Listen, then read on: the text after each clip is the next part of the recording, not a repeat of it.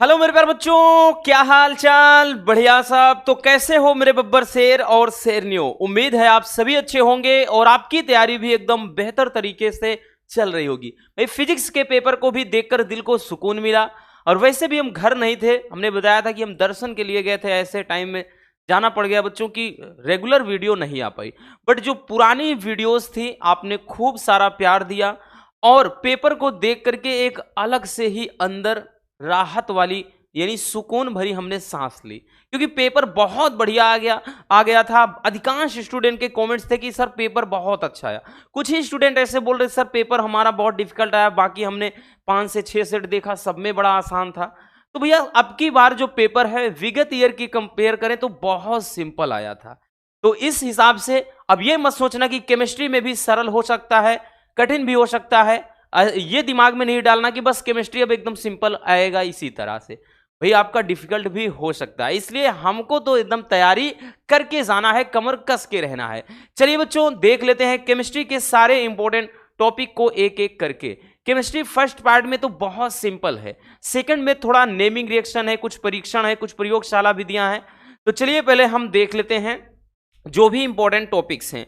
तो सबसे पहला भैया मोलरता की परिभाषा दीजिए। देखिए जितनी परिभाषाएं आएंगी या तो 2 नंबर वाली आएंगी या फिर भैया वो 3 नंबर में, क्योंकि यहां 1 नंबर वाला क्वेश्चन केमिस्ट्री में नहीं पूछा जाता है, वो सिर्फ और सिर्फ बहुविकल्पी में ही आएगा, इतना याद रखना, ठीक है। चलिए भैया, तो पहला है कि मोलरता क्या है, मोलरता किसे कहते हैं। रटने की जरूरत नहीं, एकदम सिंपल सा भाई परिभाषा। और सबसे ज्यादा जरूरी बच्चों फार्मूला होता है, क्योंकि मोलरता हो गया, मोललता हो गया, मोल प्रभास हो गया, भैया इन सारे फार्मूले पर न्यूमेरिकल बनते हैं, अच्छे अच्छे न्यूमेरिकल हर एक क्वेश्चन पेपर में, इसलिए इस बात का ध्यान देना। ठीक है क्या, मोलरता में 1 लीटर विलयन में घुले विलेय के मोलों की संख्या को विलयन की मोलरता कहते हैं। जैसे भैया मान लेते हैं कि कोई क्या है, सॉल्यूशन है और इसका वॉल्यूम कितना है, तो भैया ये 1 लीटर भरा हुआ है। कितना बच्चों, 1 लीटर, ठीक है। तो इसमें मान लेते हैं कि 1 लीटर सॉल्यूशन है, 1 लीटर क्या है बच्चों, विलयन है, ठीक है। 1 लीटर इसमें विलयन है। तो वही चीज हमको परिभाषा में बताया गया कि 1 लीटर विलयन में घुले, इसमें जितना भी आप घोल दो, किसका भैया, विलेय के जितना मोल घोल दे रहे हो वही क्या कहलाता है बच्चों, मोलरता। अब देखिए विलेय क्या होता है, तो विलयन में जिस घटक की मात्रा बच्चों कम हो विलेय होता है, और जिसकी ज्यादा हो विलायक होता है। दोनों मिलकर ही विलयन बनाते हैं। जैसे शरबत की बात कर ले भैया, तो शरबत बनेगा पानी और क्या है, चीनी का घोल है, मिक्स है, या अन्य कुछ चीज आप मिला दे रहे हैं, तो उसमें अगर चीनी डाल रहे हैं तो भैया तो चीनी क्या हो जाएगा, चीनी हो जाएगा विलेय, पानी क्या हो जाएगा, विलायक, और जब दोनों मिल जाएगा तो भैया सॉल्यूशन यानी विलयन बन जाएगा। तो यही चीज है कि जैसे 1 लीटर क्या है, सॉल्यूशन है। अब 1 लीटर विलयन में आप कोई विलेय पदार्थ जितना मोल घोल रहे हो वही कहलाती है, मतलब उसी को कहते हैं मोलरता। तो परिभाषा समझ में आया बबुआ कि 1 लीटर विलयन में घुले विलेय के मोलों की संख्या को ही मोलरता कहते हैं। अब भैया यहां पर अगर हम हिंदी में देखें बच्चों, तो मोलरता बराबर क्या होता है भैया, विलेय के मोल, विलेय के मोल, और नीचे क्या हो जाएगा भैया, विलयन का आयतन। क्या चीज, विलयन का आयतन, ठीक है। और जब लीटर में रहेगा तो कुछ नहीं, एमएल में रहेगा तो 1000 का गुणा हो जाता है। तो इसको हम ऐसे भी लिख सकते हैं बच्चों। अब भैया मोलरता को एम से दर्शाते हैं, तो एम बराबर विलेय का भार, चूंकि फार्मूला याद रखना कि भैया जो विलेय का भार बराबर होता है, विलेय का सॉरी मतलब ये मोलों की संख्या, विलेय के मोल बराबर होता है भैया भार बटे अणुभार, भार बटे अणुभार होता है बच्चों, ठीक है। तो यहां पर जो मोल होगा एन से दर्शाते हैं, भार को डब्ल्यू से, अणुभार को एम से ही, ठीक है। ये एन रहेगा मोल। तो यहां पर हो जाएगा भैया मोलों की संख्या, मतलब सॉरी मोलरता बराबर विलेय के मोल का मतलब भार बटे अणुभार, और नीचे भैया विलयन का आयतन, ये एमएल में अगर लिख देंगे तो ये हो जाएगा गुणे 1000। या फिर इसको अपन सही से एकदम सजा कर लिखना चाहेंगे तो भैया m बराबर हो जाएगा, m बराबर क्या हो जाएगा, तो ये W बाई m गुणे ये v हो जाएगा ml में और 1000। ठीक है, ये आपका मेन फार्मूला हो जाता है मोलरता के बराबर। ठीक है, इसको कैपिटल M लिख दीजिए, ज्यादा बेटर होगा, नहीं तो mm आप कंफ्यूज हो जाएंगे, है ना, mm कंफ्यूज हो जाएंगे भैया स्मॉल m। ठीक है, m से ही कैपिटल M कर देते हैं। ठीक है, तो ये हो जाएगा कैपिटल M। अब देखिए सैम्बल, भाई ये भी जानना जरूरी है कि सबका मतलब क्या होता है, सबका मतलब जानना भी बेहद जरूरी है बच्चों, क्योंकि भैया हमको अगर पता चले, पता ही नहीं, क्योंकि न्यूमेरिकल अगर पूछ लिया कि इसमें क्या कुछ है तो आप कैसे पहचानोगे कौन सा W का मान है, कौन सा M का मान है। तो ये स्मॉल w क्या है, स्मॉल m क्या है भैया, v क्या है। ठीक है, सब कुछ जानना जरूरी है। और ये कैपिटल M क्या है, कैपिटल M। देखिए बच्चों, अगर हम बात करें तो आपका स्मॉल w विलेय का भार होता है। क्या चीज, विलेय का भार, यानी जो कुछ भी घोलते हो कितना ग्राम है वो दर्शाता है आपका स्मॉल w। m क्या है, उसी का अणुभार, अणुभार जैसे भैया कोई विलेय है NaCl, तो सोडियम क्लोराइड जैसे क्षार हो गया, कास्टिक सोडा, तो उसका अणुभार निकालते हैं तो वो चीज अणुभार होगा।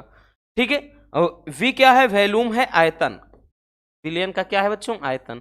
कैपिटल M तो आपका ये मोलरता को ही बता रहा है। ठीक, तो ये चीज हो जाएगा, कुछ नहीं रटना, बस 1 लीटर विलयन में घुले विलेय के मोलों की संख्या को ही मोलरता कहते हैं। ठीक है, चलिए स्क्रीनशॉट कर लीजिए भैया।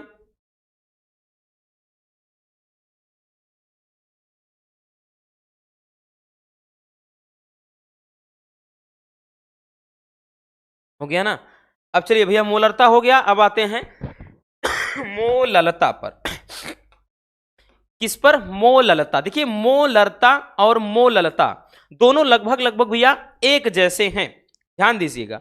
मोलरता हो गया और मोललता दोनों एक जैसे हैं, बस अंतर क्या है समझिएगा। हमने क्या बताया कि जब हमने भैया मोलरता देखा था तो इसकी क्वांटिटी क्या मान लिया था, वैल्यूम क्या मान लिया था, 1 लीटर। बट अब की बार यहां पे 1 केजी ले लेते हैं। अब की बार यहां पर कोई विलयन नहीं भैया, बल्कि मान लेते हैं इसमें क्या है, कोई विलायक।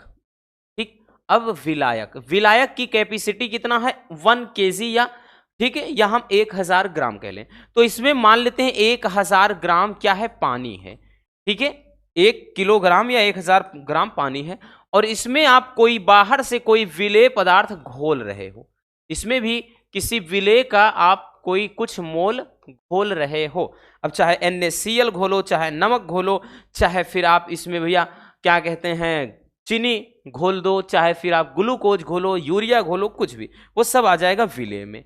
ठीक है, तो भैया यहां पर अब परिभाषा आपका बदल गया। मोलरता में 1 लीटर आपने बोला था, मोललता में 1 किलोग्राम, वहां पर 1 लीटर विलयन बोला था, यहां 1 किलोग्राम विलायक बोलेंगे, बस इतना सा अंतर है। तो लिखेंगे बच्चों कि 1 किलोग्राम विलायक में घुले भैया क्या होता है, विलेय के मोलों की संख्या को क्या कहते हैं, मोललता कहते हैं। अब यहां पर भाई हम डायरेक्टली फार्मूले पे आते हैं, तो मोललता बराबर होता क्या है, मोललता बराबर होता क्या है, तो मोललता बराबर अगर हिंदी में लिखना चाहेंगे, सबसे पहले भैया विलेय के मोल लिखेंगे, मोलों की संख्या, और नीचे क्या हो जाएगा, अब की बार विलायक का भार होगा, विलायक का भार। विलायक का भार ये केजी में अगर करेंगे तो कुछ नहीं होगा, अगर यही ग्राम में करते तो 1000 का गुणा। अब इसको हम डायरेक्टली लिखेंगे, भाई मोललता को m डैश से दर्शाते हैं, m डैश बराबर मोलों की संख्या। अभी हमने बताया ना भैया, चूंकि मोल बराबर क्या होता है, भार बटे अणुभार। क्या होता है भैया, भार बटे अणुभार होता है, इतना आपको पता है। तो हम क्या करेंगे, यहां पर भैया ये भार अर्थात मोलों की संख्या बराबर क्या होता है भैया, भार बटे अणुभार होता है। नीचे क्या है, विलायक का भार, कैपिटल W हो जाएगा, और ये भैया हम जब ग्राम में लिख देंगे बच्चों तो यहां 1000 का गुणा हो जाएगा। ठीक है, या फिर इसी को एकदम सजा कर लिखेंगे तो भैया W बाई ये M नीचे हो जाएगा बच्चों, कैपिटल W ये ग्राम में रहेगा, और गुणे 1000 हो जाएगा। ठीक है भैया, ये क्या है 1000, तो ये हो जाएगा आपका विलायक का सॉरी मतलब मोललता बराबर। अब यहां पर भैया अगर हम ध्यान दें तो सिंबल आपका इसमें भी सेम है, कुछ खास बदलाव थोड़ी ना होगा। ये स्मॉल w क्या है वही चीज रहेगा, स्मॉल m क्या है वही रहेगा, बस कैपिटल W बदल गया है। ठीक, याद रखना।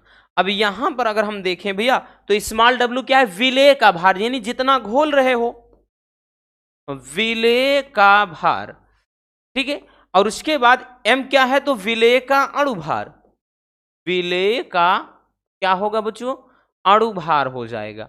और कैपिटल W क्या है भैया, तो विलायक का भार, विलायक का भार, जैसे पानी हो गया भैया, ठीक है, कोई अन्य लिक्विड हो गया जिसमें कोई चीज घोला जा रहा है, तो जो लिक्विड फॉर्म में होगा वो विलायक होगा।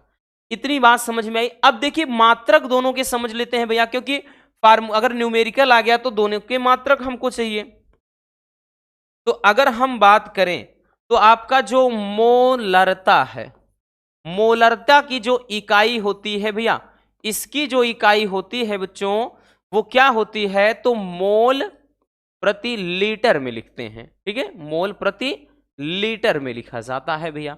और उसके बाद मोललता की बात कर लें तो भैया मोललता की इकाई क्या होती है, इसकी जो इकाई होती है, इसका जो मात्रक होता है वो होता है मोल प्रति किग्रा या केजी, है ना, मोल प्रति किग्रा आप लिखिए। ठीक है, या फिर मोल अकेले करके लिख देते हैं, बट याद रखना मोलरता रहेगा मोल प्रति लीटर में आएगा, ये मोल प्रति केजी में आएगा। ठीक है, समझ में आ गया भैया मोलरता और मोललता। चलिए बच्चों स्क्रीनशॉट कर लीजिए भैया।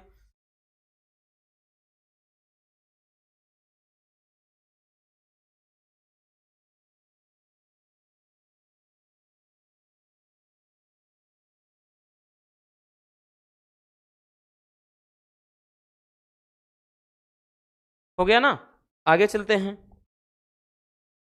अगला क्वेश्चन है कि मोल अंश या मोल प्रभाज। भैया मोल अंश या मोल प्रभाज किसको कहते हैं, ये क्वेश्चन 3 नंबर में आता है या फिर भैया 4 नंबर में, इससे कम में तो नहीं पूछता है। मोल अंश या मोल प्रभाज कहते हैं किसे हैं, ध्यान से समझिए, टॉपिक बड़ा ही सिंपल है। देखिए इसमें या तो ये परिभाषा आएगा या फिर इस पे न्यूमेरिकल 100% फिक्स है भैया।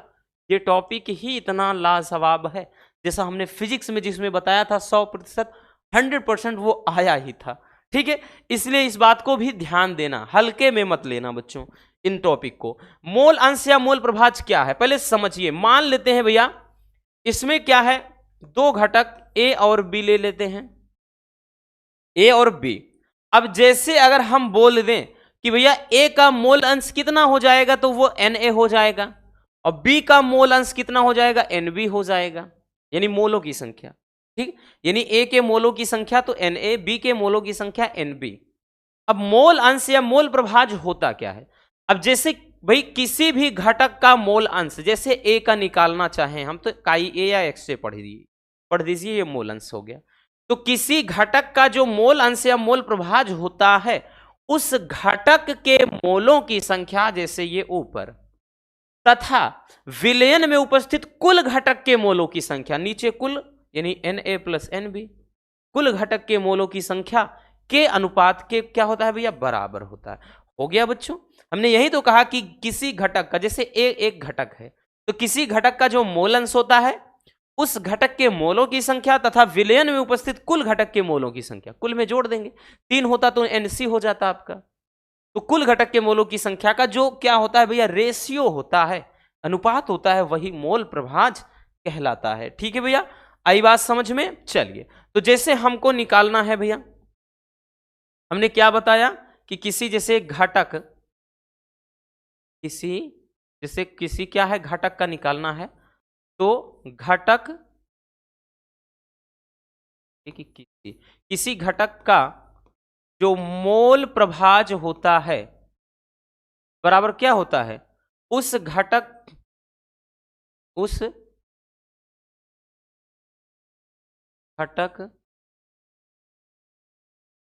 के मोल, ठीक है, यानी मोल की संख्या होती है, उस घटक के मोल की संख्या तथा कुल घटक के मोलों की संख्या, मोलों की संख्या का अनुपात ही क्या होता है भैया, मोल अंश होता है। ठीक है बच्चों, ये चीज आप अपने एकदम जहन में छाप लीजिए। ठीक है, ये मोल अंश या मोल प्रभाज का फार्मूला हो जाता है। जैसे अब यहां पर हमको निकालना है, जैसे भैया हमको निकालना है इसमें ए का, ठीक, जैसे ए का निकालना है, अगर ए का पूछे तो भैया जैसे इसको काई ए पढ़ेंगे या एक्स ए करिए। ए का पूछ रहा है तो ए के मोलों की संख्या तो भी क्या हो जाएगा, ए के मोल अंश ऊपर रहेगा यानी ए के मोलों की संख्या, और नीचे कुल घटक के मोलों की संख्या जैसे एन ए और एन बी है। ठीक है भैया, दो घटक माना है तो दो ही लिखेंगे, अगर तीन होता बच्चों तो हम एन सी भी करके निकालते। जैसे ये हो गया। अब जैसे भैया यहां पर आपको बी के घटक के मोल अंश निकालना है, ठीक है, तो एन बी बराबर क्या है, बी के मोलों की संख्या ऊपर और नीचे क्या हो जाएगा भैया, कुल घटक के मोलों की संख्या नीचे। ठीक है, इनका योग, तो यहां एन बी, अब इनका ये क्या हो जाएगा, योग हो जाएगा। ठीक है, इनका योग हो जाएगा, तो ये चीज हो गया। आई बात समझ में? तो यहां पर भी आपको समझ में आ गया होगा कि मोल अंश या मोल प्रभाज क्या होता है। अब यहां पर ध्यान देना कि एन ए क्या है, एन बी क्या है, ये काई ए या एक्स ए क्या है, और काई बी या एक्स बी पढ़ लीजिए, आपकी मर्जी ये क्या है। तो भैया देखिए, इसको बोलते हैं ए के मोल, यानी ए के कितने मोल हैं, और ये बी क्या है तो भैया बी के मोल या बी के मोलों की संख्या कह लें। ये काई ए क्या है तो ए का मोल अंश है, ये मोल अंश या मोल प्रभाज, और ये क्या है भैया बी का मोल अंश, बी का मोल अंश या मोल प्रभाज। ठीक है, समझ में आ गया? तो इस तरीके से निकालते हैं किसी भी घटक का मोल अंश। अब यहां पर अगर आपको एन ए एन बी निकालना हो तो भैया उसके बराबर वही फार्मूला चलेगा, डब्ल्यू बाई एम, चाहे एन अकेले का पूछे तो भैया डब्ल्यू बाई एम, बट यहां डब्ल्यू बाई एम किसका, ए का और बी का अलग अलग दोनों निकलेगा। ठीक है, तो भैया न्यूमेरिकल में चीज बढ़िया से समझाए भी हैं। ठीक, समझ में आया? चलिए बच्चों स्क्रीनशॉट कर लेना बबुआ जल्दी से, हो गया ना? चलिए आगे चलते हैं, अगले टॉपिक की तरफ चलते हैं। भैया हमारा नेक्स्ट टॉपिक क्या है, अगला टॉपिक है क्वथनांक में उन्नयन से क्या तात्पर्य है, या क्वथनांक में उन्नयन को परिभाषित कीजिए। ठीक, क्वथनांक में उन्नयन होता क्या, उन्नयन का मतलब वृद्धि, क्वथनांक का मतलब भैया बॉइलिंग पॉइंट। ठीक है, मतलब वह तापमान, निश्चित तापमान जिस पर कोई द्रव उबलने लगे उसे क्वथनांक बोलते हैं। जैसे भैया क्या मान लेते हैं कि कोई क्या है, विलायक है, इसमें मान लेते हैं कोई विलायक भरा है और इस विलायक में कोई हम अवाष्पशील कोई वैद्युत अनवघट्य पदार्थ घोल दें, लाइक दैट, जैसे यूरिया हो गया, या फिर भैया इसमें ग्लूकोज घोल दें, या फिर इसमें शर्करा घोल दें, ठीक है, तो क्रोज वगैरह चीनी, तो ऐसे अनवघट्य मतलब जो अपघटित नहीं होते हैं, यानी जिनका जल अपघटन नहीं होता है। ठीक, तो वही कह रहा है कि जब किसी विलायक में कोई अवाष्पशील वैद्युत अनवघट्य घोल दिया जाता है तो विलायक का क्वथनांक जितना बढ़ जाएगा, यानी क्वथनांक में इससे जो बढ़ोतरी हो जाएगी वही कहलाएगा क्वथनांक में उन्नयन। आई बात समझ में? तो भैया परिभाषा देखते हैं बच्चों कि किसी विलायक में कोई अवाष्पशील वैद्युत अनवघट्य पदार्थ घोल देने पर क्वथनांक में होने वाली वृद्धि को क्वथनांक में उन्नयन कहते हैं। ठीक है, अब जैसे भैया इसको अगर हम बात करें तो इसे किससे दर्शाते हैं, इसे डेल्टा टीबी से दर्शाते हैं, डेल्टा टीबी से दर्शाते हैं। ठीक है, तो ये हो जाएगा क्या चीज कि भैया हो जाएगा डेल्टा टी सफिक्स बी या टीबी बराबर, ये होता है 1000 गुणे के बी गुणे स्मॉल डब्लू अपान एम गुणे कैपिटल डब्लू होता है। ठीक है, ये आपका फार्मूला हो जाता है बच्चों। ठीक, ये फार्मूला याद रखना, ये क्वथनांक में उन्नयन के बराबर फार्मूला होता है, और इस पे भी बच्चों न्यूमेरिकल आपके बनते हैं, वेरी वेरी इंपॉर्टेंट टॉपिक है आपके एग्जाम के नजरिए से, इस पे न्यूमेरिकल भी बनता है। अब आप कैसे पहचानेंगे भैया क्या कुछ है, तो सबका मतलब लिख दे रहे हैं बच्चों कि भैया यहां पर ध्यान समझिएगा, डेल्टा टीबी क्या है, ठीक है, केबी क्या है, स्मॉल डब्लू क्या है भैया, एम क्या है और कैपिटल डब्ल्यू क्या है, तो सबका मतलब जानना जरूरी है। डेल्टा टीबी क्या है, तो अभी भाई इसको तो बता ही दिए, क्वथनांक में उन्नयन या वृद्धि, क्वथनांक में उन्नयन, ठीक है, या वृद्धि। ये केबी क्या है, तो मोलल उन्नयन स्थिरांक है, मोलल उन्नयन स्थिरांक। इसकी भी परिभाषा कभी कभार पूछता है, इसको बता भी चुके हैं, ठीक है, मोलल उन्नयन स्थिरांक। आगे क्या है, स्मॉल डब्लू। अब स्मॉल डब्लू क्या है भैया, तो ये वही चीज है, विलेय का भार, विलेय का भार, ठीक है, कितना ग्राम कोई विलेय घोला जा रहा है। जैसे सवाल में देगा कि भैया, ऐसे बोल देगा कि 100 ग्राम जल में जैसे 40 ग्राम, मतलब ऐसे दे देगा कि यूरिया घोलने पर उसके क्वथनांक में 0.4 डिग्री की बढ़ोतरी हो जाती है। मोलल उन्नयन स्थिरांक कितना है, तो भैया अणुभार कितना होगा, इसे पूछ लेगा कुछ ना कुछ करके, ठीक है। अभी यहां पर भाई केबी भी पूछ लेता है कभी कभार, टेम्परेचर मतलब इसे डेल्टा टीबी भी पूछ लेता है, एम भी पूछ लेता है, तो जो मर्जी वो पूछेगा। अब स्मॉल डब्ल्यू क्या है भैया, तो ये सॉरी ये तो हो गया विलेय का भार। एम क्या है, तो विलेय का अणुभार, विलेय का अणुभार हो जाएगा। और कैपिटल डब्ल्यू क्या है, तो भैया ये है विलायक का भार। क्या है बच्चों, विलायक का भार, ठीक है, विलायक का भार। तो इतना याद रखना, बहुत प्यारा सा टॉपिक है, बिल्कुल आप लोगों की तरह। चलिए स्क्रीनशॉट कर लीजिए भैया।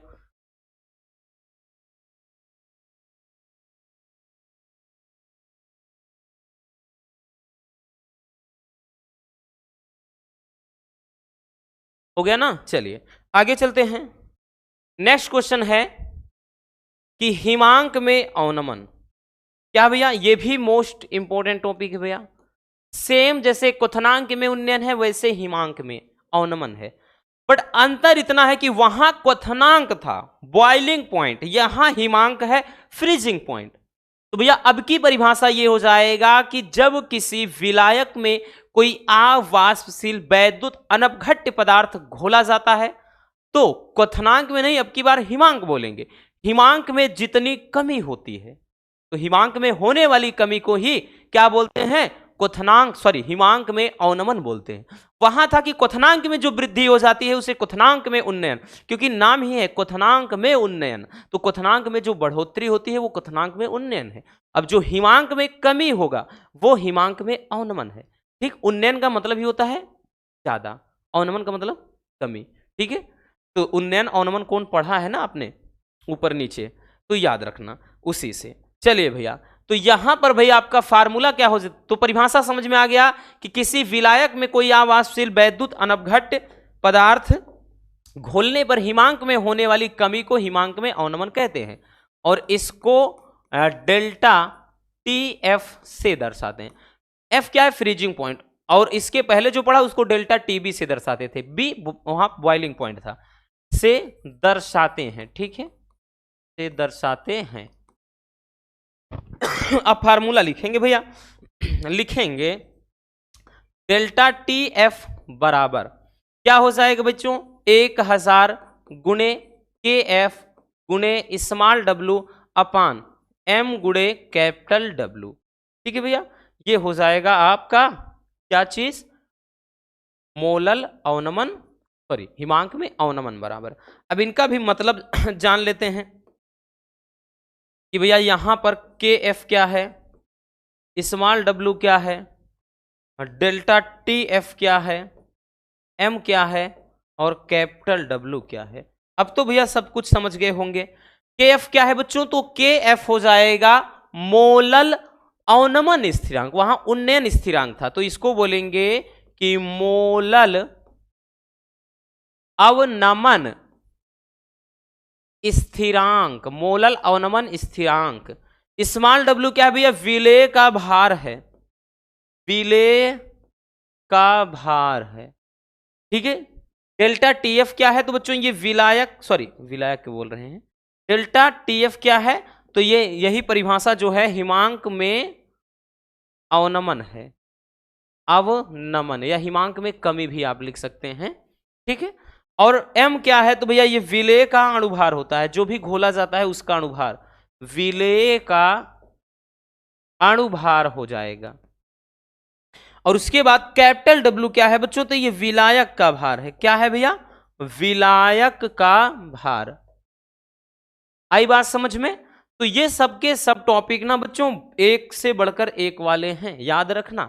इनको तो आप नजरअंदाज किसी भी हाल में नहीं कर सकते हो। चलिए स्क्रीनशॉट कर लीजिए भैया। हो गया बच्चों? चलिए आगे देखते हैं नेक्स्ट टॉपिक।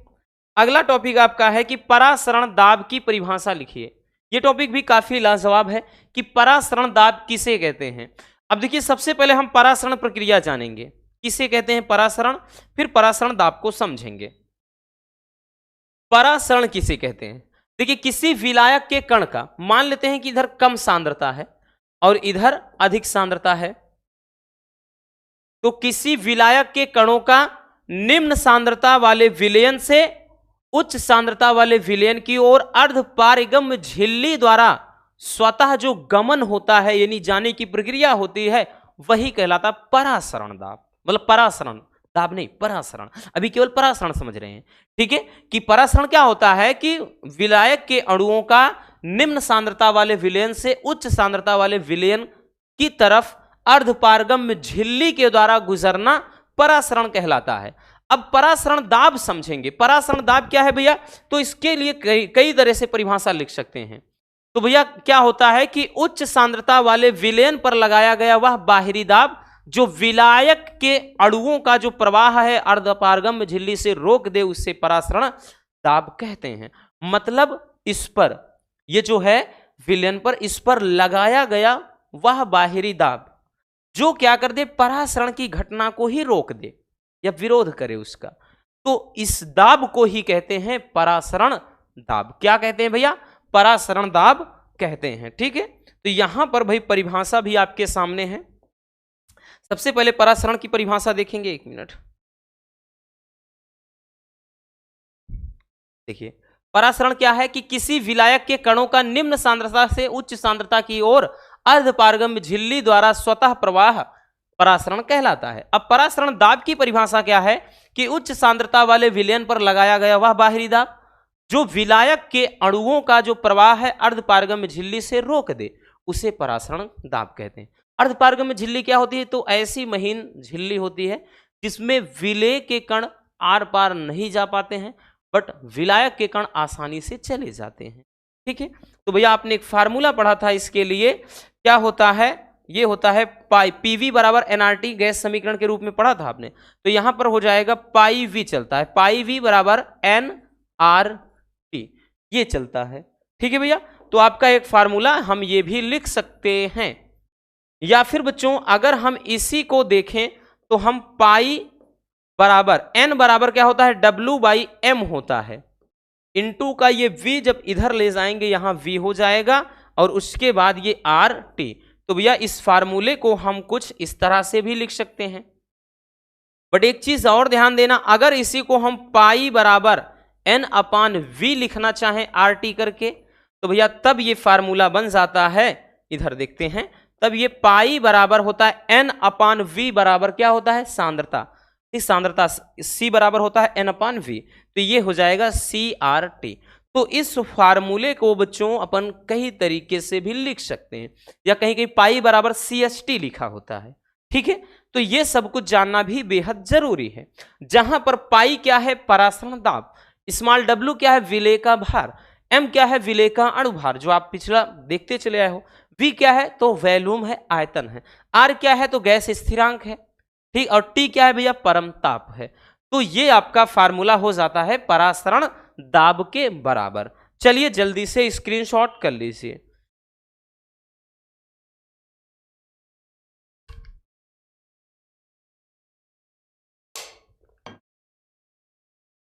हो गया ना? चलिए भैया आगे चलते हैं। नेक्स्ट क्वेश्चन हमारा क्या है? हेनरी का नियम लिखिए तथा इसकी सीमाएं व अनुप्रयोग लिखना है। हेनरी का नियम क्या होता है? हमने बखूबी हर एक टॉपिक को अच्छे से समझाया है, बट यहां पर अब ये मैटर नहीं करता है कि क्या समझाया, कैसे समझाया, अभी देखना है अभी का। देखिए परास मतलब हेनरी का दाब, मतलब हेनरी का जो नियम होता है वो क्या बोलता है? समझिए, हम एक पात्र ले रहे हैं और इस पात्र में मान लेते हैं कोई सॉल्यूशन है, और इसमें क्या है भैया, बाहर से हम कोई क्या है गैस प्रेशर लगा करके क्या है भैया इसमें घोल रहे हैं। बाहर से हम दाब लगा करके क्या है घोल, मतलब घोल रहे हैं। जैसे मान लेते हैं कि O2 है, ठीक, या CO2 है, जैसे घोल रहे हैं, इसमें कोई दाब है। समझिएगा कि हेनरी का नियम बोलता क्या है। तो हेनरी का नियम यह कहता है कि स्थिर ताप पर जब T क्या रहे, कांस्टेंट रहे, ठीक है, T एकदम कांस्टेंट रहे, नियत रहे, ताप में कोई परिवर्तन ना हो, तो स्थिर ताप पर किसी गैस की, मान लेते हैं ये गैस है ना भैया, किसी गैस की द्रव के अंदर, इसमें आप प्रेशर लगाकर घोल रहे हो, तो किसी गैस की जो द्रव में विलेयता होती है वो गैस के दाब के समानुपाती होती है। बड़ा प्यारा टॉपिक है।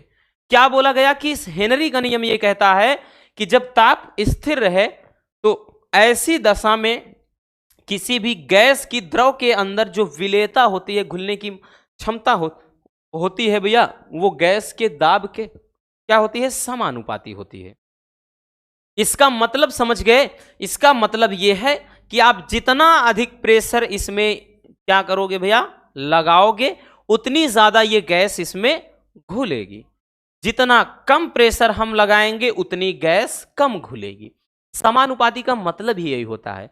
अगर हम गैस ज्यादा मतलब प्रेशर ज्यादा लगाएंगे तो गैस ज्यादा घुलेगी, कम कर देंगे प्रेशर तो गैस भी कम घुलेगी। और इसी आधारित, मतलब इसी घटना पर आधारित होता है, इसी प्रक्रिया का उपयोग, अनुप्रयोग कहाँ होता है भैया, तो शीतल पेय पदार्थ लाइक दैट, जो भी पीने वाले होते हैं, ठंडे जो ड्रिंक्स होते हैं लाइक दैट, जैसे भैया कोका कोला हो गया है ना, कोका कोला तो हो गया, उसके बाद थम्स अप हो गया, स्प्राइट हो गया, चाहे माउंटेन ड्यू। अब इस तरह से आपके भैया माइंड चार्ज, बॉडी चार्ज वाला क्या कहते हैं, उसका नाम क्या है नहीं पता, हाँ, तो ऐसे बहुत सारे मार्केट में अवेलेबल हैं। तो ये इनके अंदर जो CO2 मिक्स होती है ऐसे ही होती है, हाई प्रेशर पर भी, मतलब क्या करते हैं, मतलब इस तरह से प्रेशर करके उसमें मिक्स कर देते हैं। यही कारण है कि बहुत ज्यादा हिलाओ डुलाओ बोतल को, फिर ढक्कन खोल दो, यूं सारा का सारा मटेरियल बाहर हो जाता है, ठीक है। और वही गैस CO2 गैस हमारे अंदर भी होती है तो हमको फुला देती है। और यही कारण है कि जब वही गैस, भाई CO2 गैस हमारे बॉडी में वो पचेगी ही नहीं, उसको बाहर आना ही आना है। तो जब वही गैस घूम फिर करके फिर नाक से मुंह से डकार आएगा तो आदमी कहता है सारी गर्मी पेट की दूर हो गई। ये नहीं पता कि भैया वही गैस ही बाहर निकल आती है। ठीक है बच्चों, तो समझ में आ गया भैया कि हेनरी का नियम क्या बोलता है। तो अब हमने भाई जो चीज देखा उसको मैथमेटिकल फॉर्म में देख लेते हैं। हेनरी का नियम यह कहता है कि स्थिर ताप पर किसी गैस की द्रव में जो विलेयता होती है, यानी जो विलेयता होती है किसके समानुपाती अनुक्रमानुपाती होती है किसके भैया, गैस के दाब के दाब के। और कब, जब ताप क्या रहे भैया, स्थिर रहे, जब ताप स्थिर रहे। ठीक, अब गैस ये विलेयता जो होती है, घुली हुई गैस की मात्रा को m से दर्शाते हैं। ये जो दाब होगा हम अगर इसको p से देखेंगे, तो जब यहां पर m बराबर लिखेंगे, इसको कांस्टेंट जब मतलब ये अनुक्रमानुपाती का चिन्ह हटाते हैं तो कुछ ना कुछ भैया यहां कांस्टेंट हो जाता है, तो ये KH हो जाएगा इनटू का ये p। ठीक है, तो ये हो जाएगा आपका क्या चीज भैया, हेनरी का नियम हो जाता है। क्या चीज हो जाता है भैया, हेनरी का नियम, जहां ये m क्या है, KH क्या है और P क्या है भैया, सबका मतलब जान लेते हैं। अगर हम बात कर लें बच्चों तो जो m है ये क्या है, घुली हुई गैस की मात्रा, घुली हुई गैस की मात्रा। अब उसके बाद KH क्या है, तो हेनरी कांस्टेंट अर्थात हेनरी नियतांक होता है। अब उसके बाद P क्या है, तो भैया गैस का दाब है। तो इन सब का मतलब जानना भी बेहद जरूरी है। तो ये हो जाता है हेनरी का नियम। चलिए स्क्रीनशॉट कर लीजिए भैया, फिर हम इसका अनुप्रयोग समझते हैं।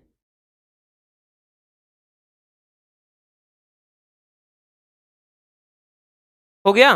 अब देखिए हेनरी का नियम भाई कहां कहां पर यूज होता है, चलिए देखते हैं। ठीक है, तो सबसे पहले हम इसकी सीमाएं देख लें, क्योंकि सीमाएं भी देखना था। तो इसकी सीमाओं को समझ लेते हैं, फिर हम समझते हैं इसका अनुप्रयोग। इसकी सीमाएं का मतलब क्या है भैया? ये हेनरी का नियम लागू किसके लिए होता है, कब होता है? तो यह तनु विलयन पर लागू होगा, सांद्र विलयन पर नहीं। तनु विलयन जिसमें क्या, विलय की मात्रा बहुत कम होती है, विलय की यानी सांद्रता कम होती है, वो तनु विलयन होता है। सांद्र में अधिक होती सांद्रता, तो तनु विलयन पर लागू होगा। दूसरा कि भैया हेनरी का नियम निम्न दाब और उच्च ताप पर काम करता है। तीसरा पॉइंट, यह नियम उन गैसों पर लागू होता है जो विलायक से क्रिया नहीं करते हैं। ठीक है, ये हेनरी के नियम की सीमाएं हो जाएगा। अब हेनरी के नियम का अनुप्रयोग कहां होता है बबुआ, अर्थात हेनरी का नियम कहां पर यूज होता है? तो भैया पहला है गोताखोर द्वारा सांस लेने में। तो जो भी जल के अंदर गोताखोर जाते हैं, जो सांस लेने की प्रक्रिया होती है भैया, वो हेनरी के नियम पर ही काम करता है। नेक्स्ट, शीतल पेय पदार्थ के उत्पादन में हमने बताया ना कि जो भी ड्रिंक्स वाले हैं, अब चाहे थम्स अप हो, स्प्राइट हो, कोका कोला हो, कुछ भी हो, उनमें भी प्रयोग होता है। अगला है फेफड़ों की क्रियाविधि में, यानी हमारे जो लंग्स काम करते हैं भैया, फेफड़े काम करते हैं, वो हेनरी के नियम पर ही आधारित होता है। उसमें भी तो वही होता है ना, ये CO2 का जाना, O2 का बाहर रिलीज होना, वो चीज होती है। फिर अगला है पहाड़ों पर पर्वतारोही द्वारा सांस लेने में। जो भी पहाड़ों पर चढ़ते हैं तो उनके द्वारा जो सांस लेने के लिए वो टैंक का प्रयोग करते हैं, हेनरी के नियम पर ही काम करता है। कारण यह है कि जितना ज्यादा आप भाई क्या होते हो, नीचे से ऊपर की तरफ जाते हो, जितना ज्यादा ऊंचाई पर जाओगे तो प्रेशर बहुत ज्यादा इन्वॉल्व होता है। ठीक है, उतने ज्यादा प्रेशर बढ़ने से वहां पर ऑक्सीजन लेवल भी डाउन हो जाएगा, तो वहां पर भी ये हेनरी के नियम का ही अनुप्रयोग होता है। आई बात समझ में? तो ये रहा हेनरी के नियम की सीमाएं और उसके अनुप्रयोग। चलिए स्क्रीनशॉट कर लीजिए। हो गया भैया? चलिए आगे चलते हैं बच्चों। अब देखते हैं तनु विलयन के लिए राउल्ट के नियम को परिभाषित कीजिए तथा इसकी सीमाएं लिखना है। ठीक, अब हम तनु विलयन के लिए राउल्ट का नियम देखेंगे। पहले पानी पी लेते हैं भाई।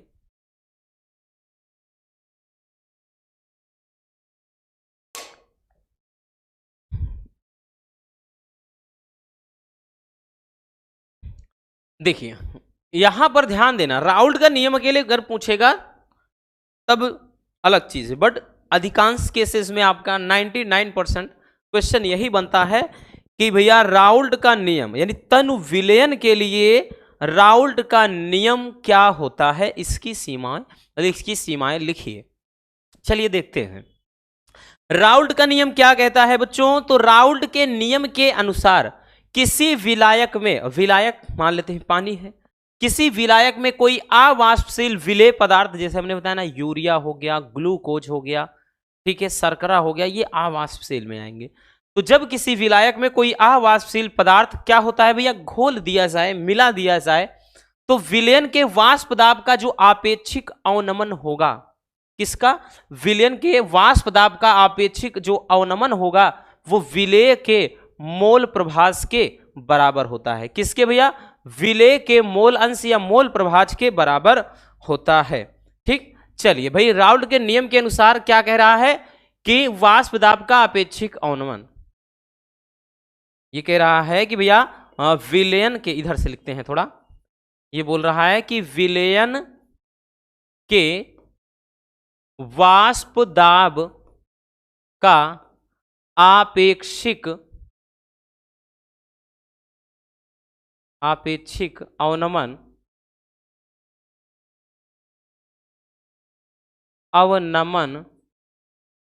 ये किसके अनुक्रमानुपाती होता है भैया, मतलब किसके बराबर होता है, विलेय के मोल अंश के बराबर होता है। किसके, विलेय के मोल प्रभाज के बराबर होता है। ठीक है, विलेय के मोल प्रभाज के बराबर होता है। अगर हम देखें तो भैया फार्मूला हमारा हो जाएगा वाष्प दाब का अपेक्षिक अवनमन P0 माइनस PS अपान P0। अब बराबर ये किसके बराबर कह रहा है, विलेय के मोल प्रभाज। अब विलेय का मोल प्रभाज कह रहा है तो भैया विलेय के मोलों की संख्या ऊपर लिखेंगे और नीचे विलेय प्लस विलायक दोनों का लिखेंगे। तो विलेय के यहां पे मोलों की संख्या के तो भैया ये N अपान N प्लस कैपिटल N लिख देंगे। ठीक है, अब अगर ध्यान दें तो भैया हम लिखेंगे अब तनु विलयन के लिए, तनु विलयन के लिए अगर तनु विलयन की बात कर दे तो भैया तनु विलयन के लिए जो n प्लस n होता है वो लगभग बराबर के n हो जाता है। मतलब अगर हम बात कर ले तो ये वाला भाई तनु विलयन के लिए जो n का मान होता है ना, n का जो मान होता है वो एकदम नगण्य हो जाता है। तो n प्लस n बराबर केवल और केवल n ही रख देंगे। ठीक है, जब हम इतना करेंगे भैया तो अब देखिए यहां से, तो इस फार्मूले को अब हम क्या लिख सकते हैं, ये फार्मूला हो जाएगा P not minus P S upon P not बराबर, यहां पर अब केवल n और अपान नीचे कैपिटल N। ठीक है, ये इतना हो जाएगा। अब उसके बाद अगर हम इसको आगे देखें तो भैया यहां पर इधर समझ लेते हैं, तो ये हो जाएगा P नॉट, ये हो जाएगा भैया P not minus P S upon P not बराबर n बराबर क्या होता है, मोल की संख्या, n बराबर भार बटे अणुभार, याद है ना कि n बराबर W बाई m होता है। तो बच्चों स्मॉल n है तो स्मॉल w अपान स्मॉल m अपान नीचे कैपिटल N है तो भैया इसमें कैपिटल W अपान कैपिटल M हो जाएगा। ठीक है, ये कैपिटल W अपान कैपिटल M हो जाएगा। जब इसको सही से लिखेंगे तो ये P not minus P S अपान ये हो जाएगा भैया P नॉट बराबर ये W बाई M इंटू का भैया ये ऊपर चला जाएगा M अपान W। ठीक, और यही बच्चों आपका क्या हो जाता है, यही हो जाता है तनु विलयन के लिए भैया राउल्ट के नियम का फार्मूला। अब जहां पर भाई सैंबल बहुत ज्यादा जरूरी है बच्चों, सैंबल बहुत बहुत ज्यादा जरूरी है कि P नॉट क्या है, पी एस क्या है, पहले इतना जान लो, बाकी तो सब कुछ पता ही है। देखिए पी नॉट की बात करें भैया तो पी नॉट होता क्या है, पी नॉट क्या है, तो ये शुद्ध विलायक का वाष्प दाब है, शुद्ध विलायक का वाष्प दाब है। ठीक है, 24 में भी इस पे न्यूमेरिकल पूछा था, बाकी एक पेपर में तो ये आया ही था। तो 100% अपने माइंड में रख लीजिए, क्वेश्चन बनता है, चाहे न्यूमेरिकल इस पर बन जाए चाहे आपका ये नियम ही पूछ ले। और पी एस क्या है, एस मतलब सॉल्यूशन, तो ये भैया विलयन का वाष्प दाब, ये क्या हो जाएगा, विलयन का वाष्प दाब, विलयन का वाष्प दाब। ठीक है, तो ये हो जाता है राउल्ट का नियम, ठीक, तनु विलयन के लिए। अब बाकी स्मॉल w क्या है, तो वही पुरानी चीजें, विलेय का भार, स्मॉल m क्या है, विलेय का अणुभार, स्मॉल आप मतलब कैपिटल W क्या है, विलायक का भार, और कैपिटल M क्या है, विलायक का अणुभार। तो इस बात को भी ध्यान रखना, अपने माइंड में स्टोर कर लीजिए। चलिए भैया स्क्रीनशॉट कर लीजिए।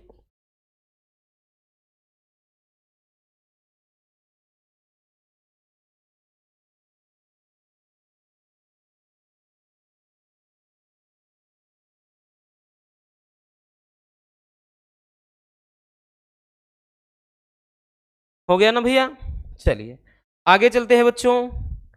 नेक्स्ट टॉपिक यानी इसकी सीमाएं देख लेते हैं। राउल्ट के नियम की भी सीमाएं हमने नहीं देखा, यानी राउल्ट के नियम का भाई पालन कब होगा, या राउल्ट का नियम कब अप्लाई होता है, कहां होता है, चलिए देखते हैं। तो राउल्ट के नियम की सीमाओं की बात कर लें, यह विलयन तनु मतलब यह नियम तनु विलयन पर लागू होता है, यानी हेनरी की नियम की तरह राउल्ट का नियम भी तनु विलयन पर ही लागू होगा, सांद्र विलयन पर नहीं।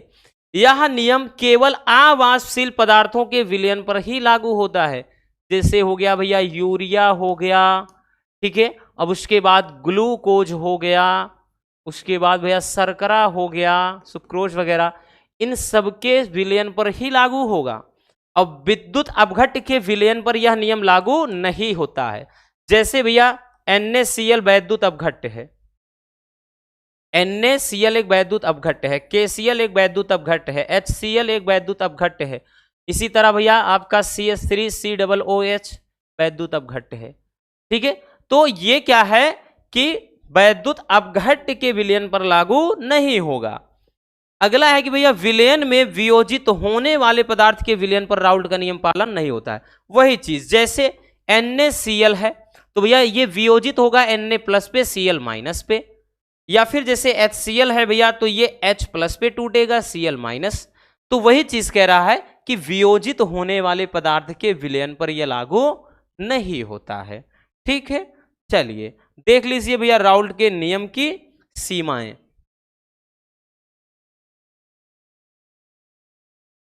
हो गया ना भैया, चलिए आगे चलते हैं बच्चों। अगला क्वेश्चन है कि निर्नष्ट समीकरण को उपयुक्त प्रतीकों के साथ लिखिए।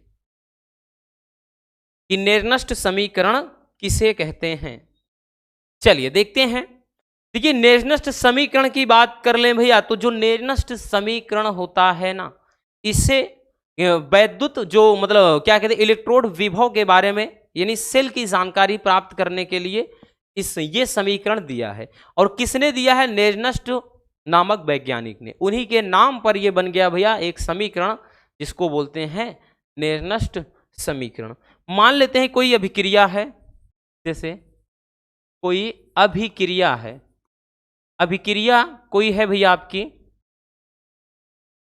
जैसे m ये n+ है और उसके बाद नंबर्स ऑफ इलेक्ट्रॉन ये है और यहां पर ये धातु सॉलिड फॉर्म में ये कन्वर्ट हो रहा है। ठीक है, क्योंकि धातु क्या होते हैं भैया, इलेक्ट्रॉन त्याग कर धनायन बनाने की प्रवृत्ति रखते हैं। धातु का धातु आपने पढ़ा होगा ना, ये 9th में भी है 10th में भी है। तो इसके लिए भैया क्या करेंगे, ये एक समीकरण है, मतलब ये एक क्या है अभिक्रिया है। तो इस अभिक्रिया के लिए भैया जो राउल्ट का जो हेनरी का नियम होता है वो हो जाएगा E बराबर, या E सेल लिख लें, बराबर क्या होता है भैया E0 सेल। इसका मतलब ये विद्युत वाहक बल, ठीक, ये मतलब ये होता है इलेक्ट्रोड विभव भी कह सकते हैं, ये मानक इलेक्ट्रोड विभव होता है। माइनस का होता है भैया क्या चीज 2.303 RT अपान नीचे क्या हो जाता है भैया NF हो जाता है। फिर log बेस 10 फॉर्म में जब होता है ये 1/mn+n, ठीक है। या फिर धातु आयन की सांद्रता केवल m ही मान ले तो ये हो जाता है। और ऐसे इस अभिक्रिया के लिए तो धातु आयन की सांद्रता एकांक होगी, तो यहां पर ये ही रहेगा। ठीक है, तो यही क्या हो जाता है आपका, हो जाता है भैया निर्नष्ट समीकरण। या फिर बच्चों इसको ऐसे भी लिखते हैं, ऐसे लिख दीजिए, या फिर सबका वैल्यू अगर पुट कर देंगे तो ई सेल बराबर, जैसे मान लेते हैं सबका मान रख दीजिए आप, E0 ये सेल है, सबका मान रख दें, जैसे R का मान रख दें, R गैस समीकरण है, ठीक है, R का मान रख दें। उसके बाद T क्या है परम ताप, उसका मान रख दें। N क्या है भाई, N नंबर्स ऑफ इलेक्ट्रॉन है। फैराडे नियतांक इसका मान रख दें। सब कुछ मान रख देंगे तो ये 0.0591 अपान यहां पर केवल N बच जाता है, बाकी log बेस 10 भैया धातु आयन की सांद्रता एकांक कर दें तो 1 बचेगा और नीचे M पे N+ आयन। तो ये हो जाएगा आपका क्या चीज भैया, हो जाएगा निर्नष्ट समीकरण। अब देखिए इन सब का मतलब क्या है वो भी बहुत ज्यादा जरूरी है, क्योंकि ये जब भी आता है ये उपयुक्त प्रतीकों के साथ जरूर बोलता है। तो भैया ई क्या होता है, ई सेल या ई अकेले, और E0 सेल क्या होता है। उसके बाद भैया R क्या है, ठीक है, T क्या है, नीचे N है, N क्या है, F है, F के बारे में जानेंगे, फिर M क्या है, फिर M पे ये N+ है। तो सबका मतलब जानना बेहद जरूरी है। अगर हम बात करें तो भैया ई सेल क्या है, तो ये है मतलब इलेक्ट्रोड विभव, सेल का इलेक्ट्रोड विभव, ठीक है। ये क्या होता है भैया मानक इलेक्ट्रोड विभव, मानक इलेक्ट्रोड विभव। अभी इलेक्ट्रोड विभव, मानक इलेक्ट्रोड विभव सब समझेंगे, ठीक। आर क्या है तो भैया गैस स्थिरांक है, गैस स्थिरांक। टी क्या है परम ताप, क्या है भैया परम ताप है। एन क्या है इलेक्ट्रॉन की संख्या, कितने इलेक्ट्रॉन का लेन देन हो रहा है, इलेक्ट्रॉन की संख्या हो जाएगा बबुआ। और एफ क्या है फैराडे नियतांक होता है, फैराडे नियतांक जो 96,500 होता है कूलाम में, ठीक है, नियतांक फैराडे नियतांक। M क्या है तो ये धातु को दर्शाता है। MnS क्या है तो भैया N पे N जो प्लस है तो धातु आयन की सांद्रता। तो सबका सैंबल बहुत जरूरी, इस पे भी न्यूमेरिकल बनता है। ठीक है भैया, इलेक्ट्रोड विभव या मानक इलेक्ट्रोड विभव या कहेगा विद्युत वाहक बल ज्ञात करने के लिए। चलिए भैया जल्दी से स्क्रीनशॉट कर लीजिए।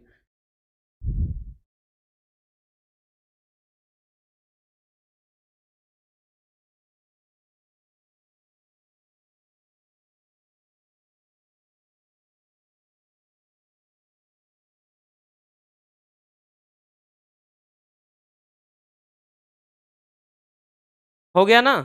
चलिए आगे चलते हैं बच्चों। अब हम चलेंगे अपने नेक्स्ट टॉपिक की तरफ। हमारा अगला टॉपिक है इलेक्ट्रोड विभव क्या है। इलेक्ट्रोड विभव किसे कहते हैं और किसी धातु के इलेक्ट्रोड विभव को प्रभावित करने वाले कारक का उल्लेख कीजिए।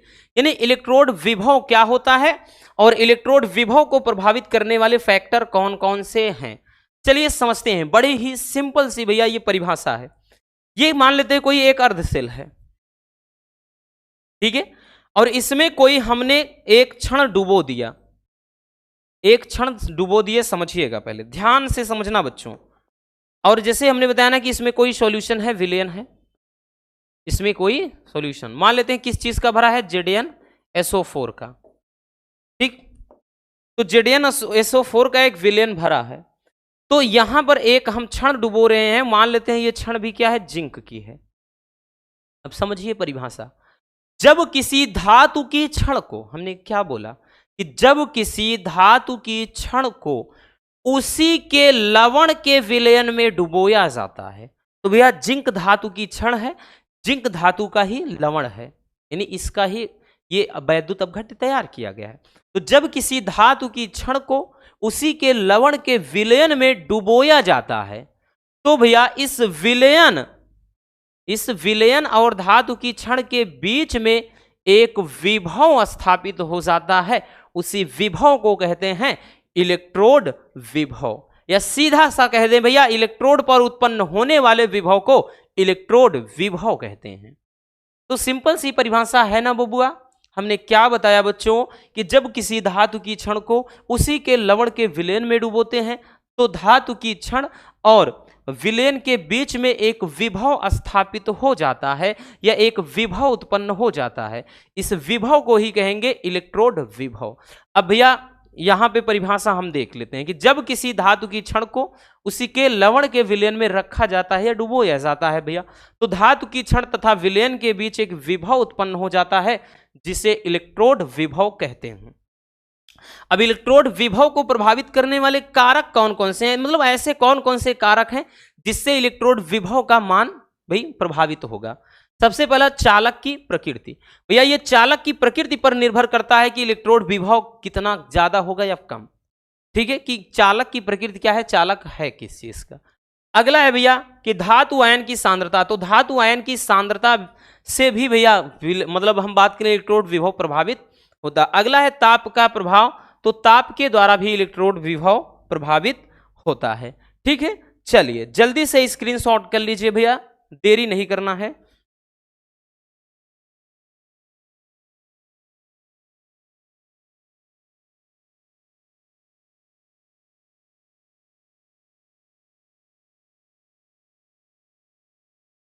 हो गया ना? आगे चलते हैं। अब देखिए इलेक्ट्रोड विभव हो गया भैया, अब हम मानक इलेक्ट्रोड विभव समझेंगे। मानक इलेक्ट्रोड विभव क्या होता है। अब की देखिए नाम रख दिया गया है मानक। मानक बोले तो एक स्टैंडर्ड वैल्यू। अब देखिए मानक का मतलब ही होता है एक पैमाना, ठीक। अब देखिए भैया जैसे हमने बताया ना कि इसमें कोई धातु की क्षण हम डुबो दे रहे हैं, ये एक अर्धशेल है जिसमें इलेक्ट्रोड है, मतलब कैथोड प्लस एनोड हैं, डूबे हुए हैं, और इसमें क्या है भैया, सॉल्यूशन भरा हुआ है।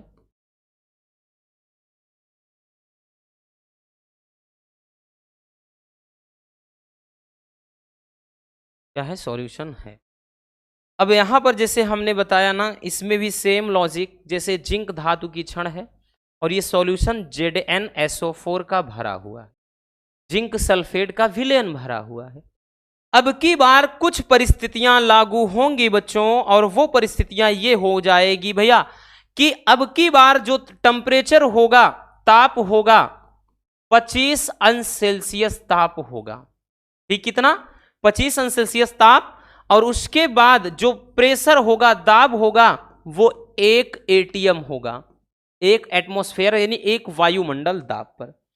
और जब क्या हो जाएगा, अब की बार ये जो सांद्रता है भैया विलयन की, वो 1 मोलर है। कितनी है भैया? 1 मोलर सांद्रता या 1 मोल है।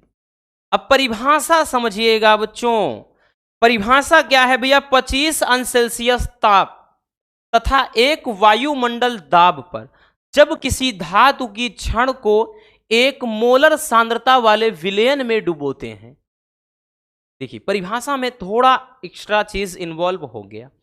इलेक्ट्रोड विभव में डायरेक्टली आपने बोल दिया था जब किसी धातु की क्षण को उसी के लवण के विलयन में डुबोते हैं, बट यहां पर कह रहा बच्चों कि अब की बार भैया 25 अंश सेल्सियस ताप पर तथा 1 वायुमंडल दाब पर जब किसी धातु की क्षण को उसी के लवण के 1 मोलर सांद्रता वाले विलयन में डुबो दिया जाए, तो अब क्या हो जाएगा? विलयन और धातु की क्षण के बीच जो विभव उत्पन्न होगा वो हो जाएगा मानक इलेक्ट्रोड विभव।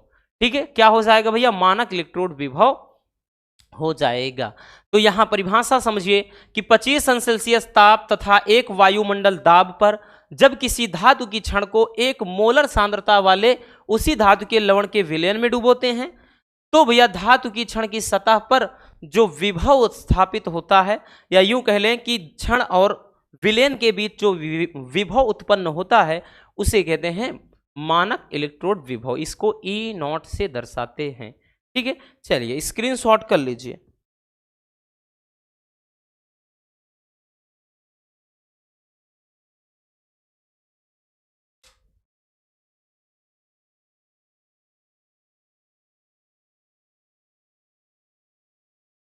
हो गया भैया? चलिए आगे चलते हैं बच्चों नेक्स्ट टॉपिक की तरफ। हमारा अगला टॉपिक क्या है भैया? अगला टॉपिक है कि मोलर चालकता क्या है। देखिए, इस चैप्टर में मोलर चालकता हो गया, फिर उसके बाद भैया तुल्यांकी चालकता हो गया, ये बहुत ज्यादा पूछता है। ठीक है, मोलर चालकता किसे कहते हैं? देखिए, उतना ही ज्यादा भैया आपका, देखिए जितना इंपॉर्टेंट फार्मूला, मतलब क्या कहते हैं, डेफिनेशन है, उतना ही इंपॉर्टेंट इस पे फार्मूला भी है। ठीक, चलिए मोलर चालकता किसको कहते हैं समझते हैं। अब देखिए, कोई एक वैद्युत अपघट्य है, क्योंकि फिगर के माध्यम से ही आपको ज्यादा समझ में आएगा। ये कोई क्या है? वैद्युत अपघट्य है, लाइक दैट जैसे NaCl इसमें ले लिया है, NaCl। ठीक, तो ये कोई वैद्युत अपघट्य है, और एक भाई इस वैद्युत अपघट्य में इसकी क्वांटिटी हम मान लेते हैं कि क्या है? 1 मोल है। तो किसी वैद्युत अपघट्य के 1 मोल, ये एक भाई क्या है? वैद्युत अपघट्य है और इसका 1 मोल घोला है। तो किसी वैद्युत अपघट्य के 1 मोल, मतलब 1 मोल द्वारा इस विलयन में दिए गए कुल आयनों की जो चालकता हो जाएगी, मतलब जब इसको घोल देंगे भैया तो हमको मालूम है ना, ये Na+ में टूट जाएगा और Cl- में। तो वही कह रहा है कि किसी वैद्युत अपघट्य के 1 मोल द्वारा विलयन में दिए गए कुल आयनों को ही, या आयनों की संख्या को ही कहते हैं मोलर चालकता। इसको भैया λm से दर्शाया जाता है। ठीक है, तो यहां हम लिख देंगे कि इसे λm से दर्शाते हैं। ठीक, परिभाषा समझ में आ गया ना भैया, कि किसी वैद्युत अपघट्य के 1 मोल द्वारा विलयन में दिए गए कुल आयनों की चालकता को मोलर चालकता कहते हैं, इसे λm से दर्शाते हैं। ठीक है, चलिए अब यहां पर भाई फार्मूला आप लिख लेते हैं कि λm बराबर ये होता है भैया कप्पा गुणे 1000, कप्पा गुणे 1000 अपान नीचे m हो जाता है। ठीक है, ये फार्मूला होता है मोलर चालकता का। किसका भैया? मोलर चालकता का। अब यहां पर देखिए, अगर हम बात कर लें तो जैसे के का मान निकालना हो तो के का भी मान आप निकाल सकते हैं। के कप्पा है, विशिष्ट चालकता। कप्पा बराबर होता है भैया फार्मूला L/RA। क्या होता है? L/RA।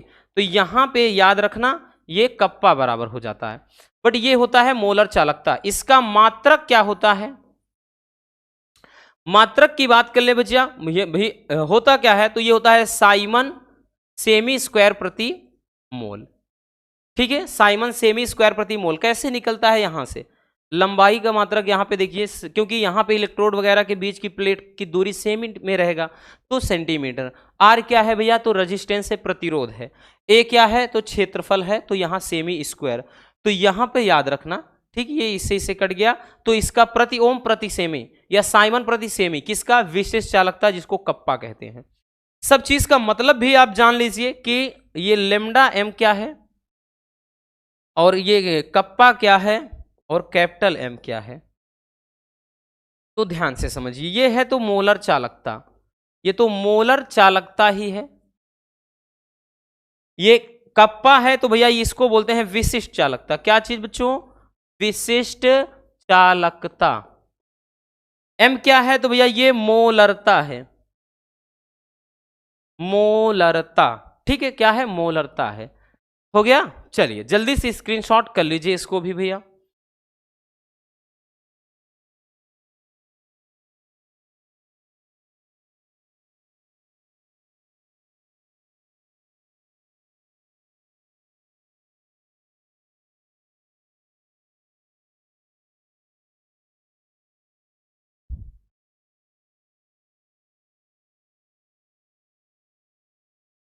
हो गया भैया? चलिए आगे चलते हैं बच्चों। हमारा नेक्स्ट क्वेश्चन है तुल्यांकी चालकता। अब देखिए मोलर चालकता और तुल्यांकी चालकता में बस थोड़ा सा अंतर है बबुआ। देखिए मोलर चालकता में हमने ये बताया कि भाई वहां पर बताया कि किसी वैद्युत अपघट्य के एक मोल द्वारा विलयन में दिए गए आयनों की जो चालकता होती है वो मोलर चालकता। बट यहां पर क्या है कि एक मोल की जगह पर एक तुल्यांक, मतलब 1 ग्राम तुल्यांकी भार द्वारा या एक तुल्यांक द्वारा बोल सकते हैं। ठीक, केवल इतना अंतर है कि किसी भाई वैद्युत अपघट्य के 1 ग्राम तुल्यांकी भार द्वारा विलयन में दिए गए कुल आयनों की संख्या को ही क्या कहते हैं? तुल्यांकी चालकता कहते हैं। अब तुल्यांकी चालकता को किससे दर्शाया जाता है भैया? तो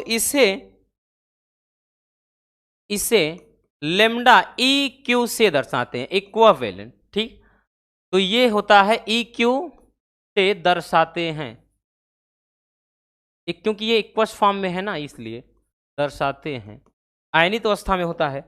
ठीक है, तो ये हो जाएगा लेमडा ई क्यू बराबर ये कप्पा गुड़े 1000 अपान, अब की बार भैया नीचे यहाँ पे नॉर्मलता हो जाता है, या फिर डायरेक्टली आप सी लिख दीजिए, जैसे यहाँ पर हटाकर आप सी ऐसे भी लिख सकते हो। ठीक है, तो चाहे नॉर्मलता लिखिए चाहे सी अकेले लिख दीजिए, सांद्रता। ठीक, ये हो जाता है। आई बात समझ में? इसका मात्रक क्या होता है भैया? तो इसका मात्रक हो जाता है साइमन सेमी स्क्वायर। वहां पे क्या था? प्रति मोल था, तो यहां पे साइमन सेमी स्क्वायर प्रति तुल्यांक हो जाएगा, तुल्यांक।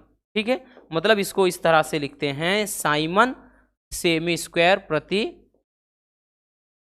इनवर्स वन करेंगे। ठीक है, सॉरी इनवर्स तो मतलब प्रति तो पहले ही लगा दिया, तुल्यांक। ठीक, ये हो जाएगा। तो समझ में आ गया कि भैया तुल्यांकी चालकता मोलर चालकता में क्या अंतर है। वहां लेमडा एम होता है, यहाँ लेमडा ई क्यू। वहां मोलरता नीचे होता है, इतना मोल दिया रहेगा, तो यहां पर भी हालांकि वही रहेगा, लेकिन यहां हम क्या है इसकी सांद्रता को दर्शाते हैं या फिर नॉर्मलता आप कहेंगे। ठीक है, चलिए हो गया बच्चों। चलिए आगे चलते हैं। नेक्स्ट क्वेश्चन क्या है? तो अगला क्वेश्चन है कोलेराउस के नियम को परिभाषित कीजिए, कि कोलेराउस का नियम क्या कहता है बच्चों। चलिए ध्यान से समझना है। ठीक, बहुत मजेदार सा ये रूल है, मतलब और बहुत ज्यादा डिफिकल्ट है नहीं। कोलेराउस का नियम काफी इंपॉर्टेंट है। कोलेराउस के नियम के अनुसार अनंत तनुता पर किसी वैद्युत अपघट्य की जो मोलर चालकता होती है उस विलयन में उपस्थित कुल धनायनों तथा ऋणायनों के मोलर चालकताओं के योग के बराबर होती है। जैसे ये क्या कर लेते हैं, कोई विलयन है, इसमें भैया जैसे आपने KCl घोल दिया, तो जो KCl का कह रहा है ये पूरा इसका KCl का जो कुल मोलर चालकता है अनंत तनुता पर, वो कह रहा है इस विलयन में भाई उपस्थित, जब इसको घोलेंगे तो K प्लस में टूटेगा बच्चों, Cl माइनस में, तो इनके कह रहा है कुल धनायनों तथा ऋणायनों के योग के बराबर हो जाता है। बस यही होता है कोलेराउस का नियम। ठीक है, तो हम क्या लिखेंगे, चलिए देखते हैं भैया। कोलेराउस के नियम में लिखेंगे, एक मिनट,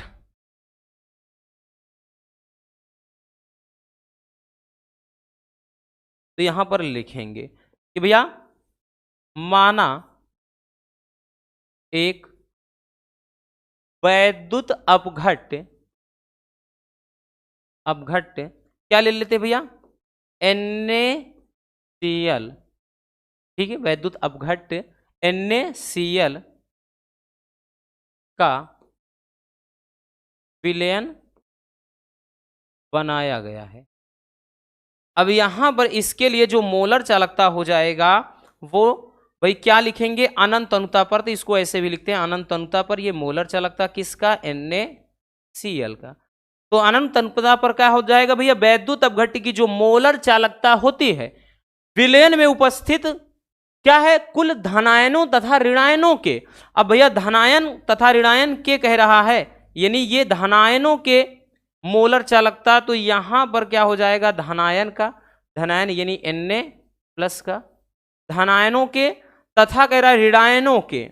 अब भैया ऋणायन का भी हो जाएगा मोलर चालकता, तो ऋणायन है Cl माइनस के योग के क्या होता है, बराबर होता है, तो ये बराबर हमने कर दिया है। तो यही जो होता है भैया, यही कोलराउस का नियम हो जाता है। कोलराउस का नियम यही कह रहा है कि भैया किसी वैद्युत अपघट्य की अनंत तनुता पर जो मोलर चालकता है उस विलयन में उपस्थित कुल धनायनों तथा ऋणायनों के मोलर चालकता के योग के बराबर होता है। ठीक, यानी ये इस नियम से ही आप परिभाषा तैयार कर सकते हो। तो भैया कोलराउस का नियम इसके लिए लागू होगा, KCl के लिए लागू होगा, HCl के लिए लागू होगा। ठीक है, CH3COOH को भी इसी के मदद से भाई बनाया जा सकता है, वो अनुप्रयोग में होता है। तो ये हो जाएगा कोलराउस का नियम। ठीक है, चलिए अब कोलराउस के नियम का हम एक अनुप्रयोग समझ लेते हैं कि कोलराउस का नियम कहां पर भैया प्रयोग किया जा सकता है। तो भैया कोलराउस के नियम के अनुप्रयोग में समझेंगे बबुआ वियोजन की कोटि ज्ञात करने में। तो कोलराउस का नियम कहां यूज होता है, वियोजन की कोटि ज्ञात करने में। अब वियोजन की कोटि कैसे ज्ञात करते हैं, चलिए समझते हैं। भाई किसी सांद्रता पर वैद्युत अपघट्य की मोलर चालकता तथा अनंत तनुता पर वैद्युत अपघट्य की मोलर चालकता के अनुपात को वियोजन की कोटि कहते हैं। मतलब अगर लिखेंगे तो हो जाएगा ये भाई वियोजन की कोटि, वियोजन की कोटि बराबर क्या हो जाएगा, किसी सांद्रता पर, किसी सांद्रता पर वैद्युत अपघट्य की मोलर चालकता, मोलर चालकता यानी किसी सांद्रता पर वैद्युत अपघट्य की मोलर चालकता तथा अनंत तनुता पर, लिखेंगे भैया कि अनंत तनुता पर वैद्युत अपघट्य की मोलर चालकता का जो अनुपात होता है वही होता है भैया वियोजन की कोटि। यानी इसी के मदद से हम वियोजन की कोटि निकाल सकते हैं। या फिर इसको बच्चों वैसे अगर हम लिखें तो भैया वियोजन की कोटि को अल्फा से दर्शाते हैं। किसी सांद्रता पर वैद्युत अपघट्य की मोलर चालकता है तो भैया इसको हम C लिख देंगे और यहाँ पर लेमडा M लिख देंगे। अपान अनंत तनुता पर है तो अब हम इसको अनंत से भाई इनफाइनाइट लगा देंगे और यहाँ M ये मोलर चालकता को बताएगा। तो भैया इसको अपन इस तरीके से भी लिख सकते हैं। ठीक है, जो चीज़ हमने हिंदी में लिखा है वही चीज क्या है, एक प्रतीक के रूप में लिख दिया। ठीक है, ये लेमडा एम जो है और यहाँ पे सी दर्शा रहा है, तो किसी सांद्रता पर, ये अनंत था तो इनफाइनाइट लगा दिया। ठीक, चलिए जल्दी से इसको भी स्क्रीनशॉट कर लीजिए।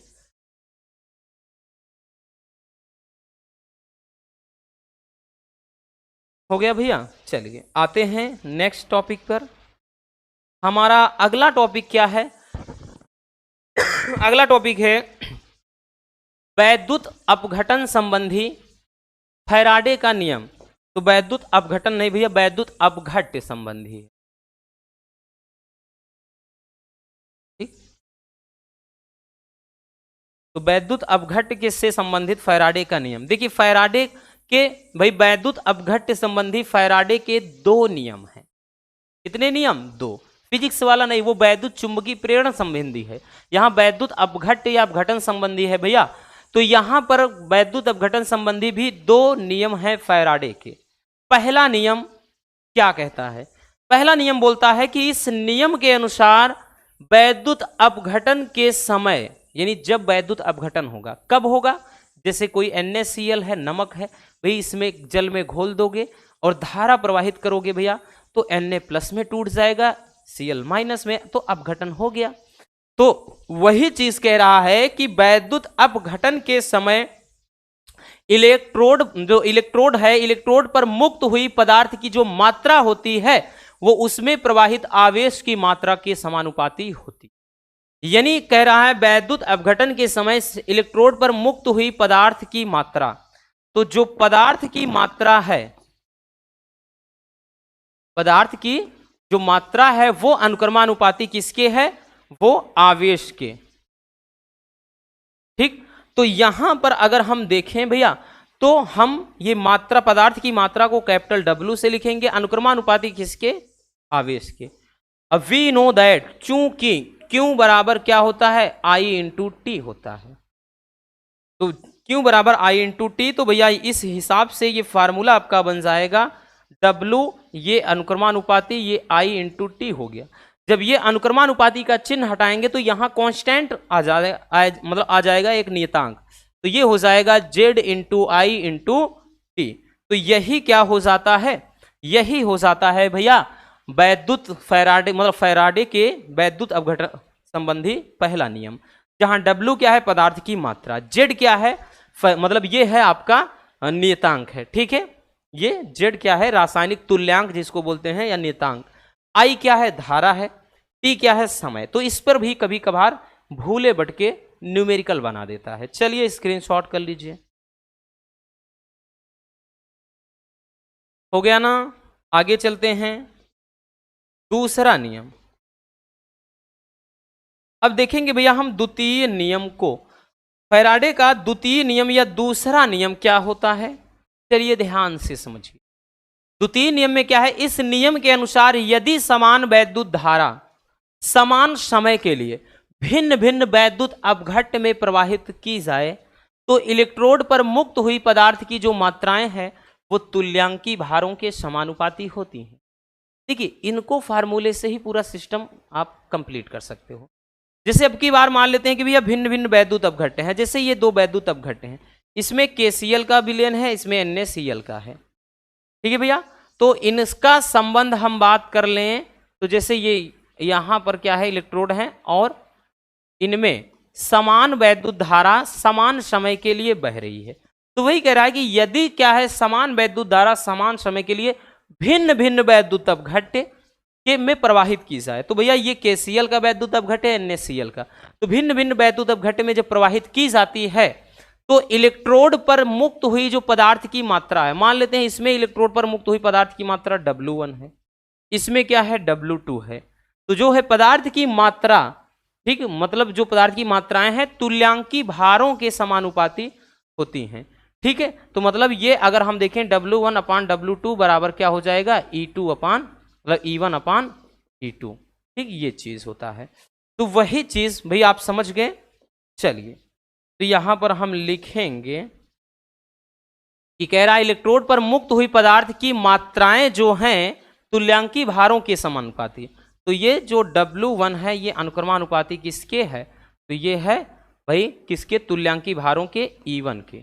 इसी तरह से जो W2 है ये अनुक्रमानुपाती है E2 के। ठीक है, अगर हम देखेंगे भाई कांस्टेंट हटाएंगे तो यहाँ कुछ ना कुछ नियतांक के रूप में आएगा, तो वो कट ही जाएगा। तो इनका रेशियो जब निकालेंगे तो ये W1/W2 बराबर ये E1 अपान E2 हो जाएगा। E1 E2 क्या है, तो ये तुल्यांकी भार है। W1 W2 क्या है, तो ये क्या है भैया, पदार्थ की मात्राएं हैं। ठीक, तो ये हो जाएगा क्या चीज, फैराडे का दूसरा नियम। चलिए स्क्रीनशॉट कर लीजिए, हो गया ना। चलिए आगे चलते हैं। नेक्स्ट क्वेश्चन क्या है,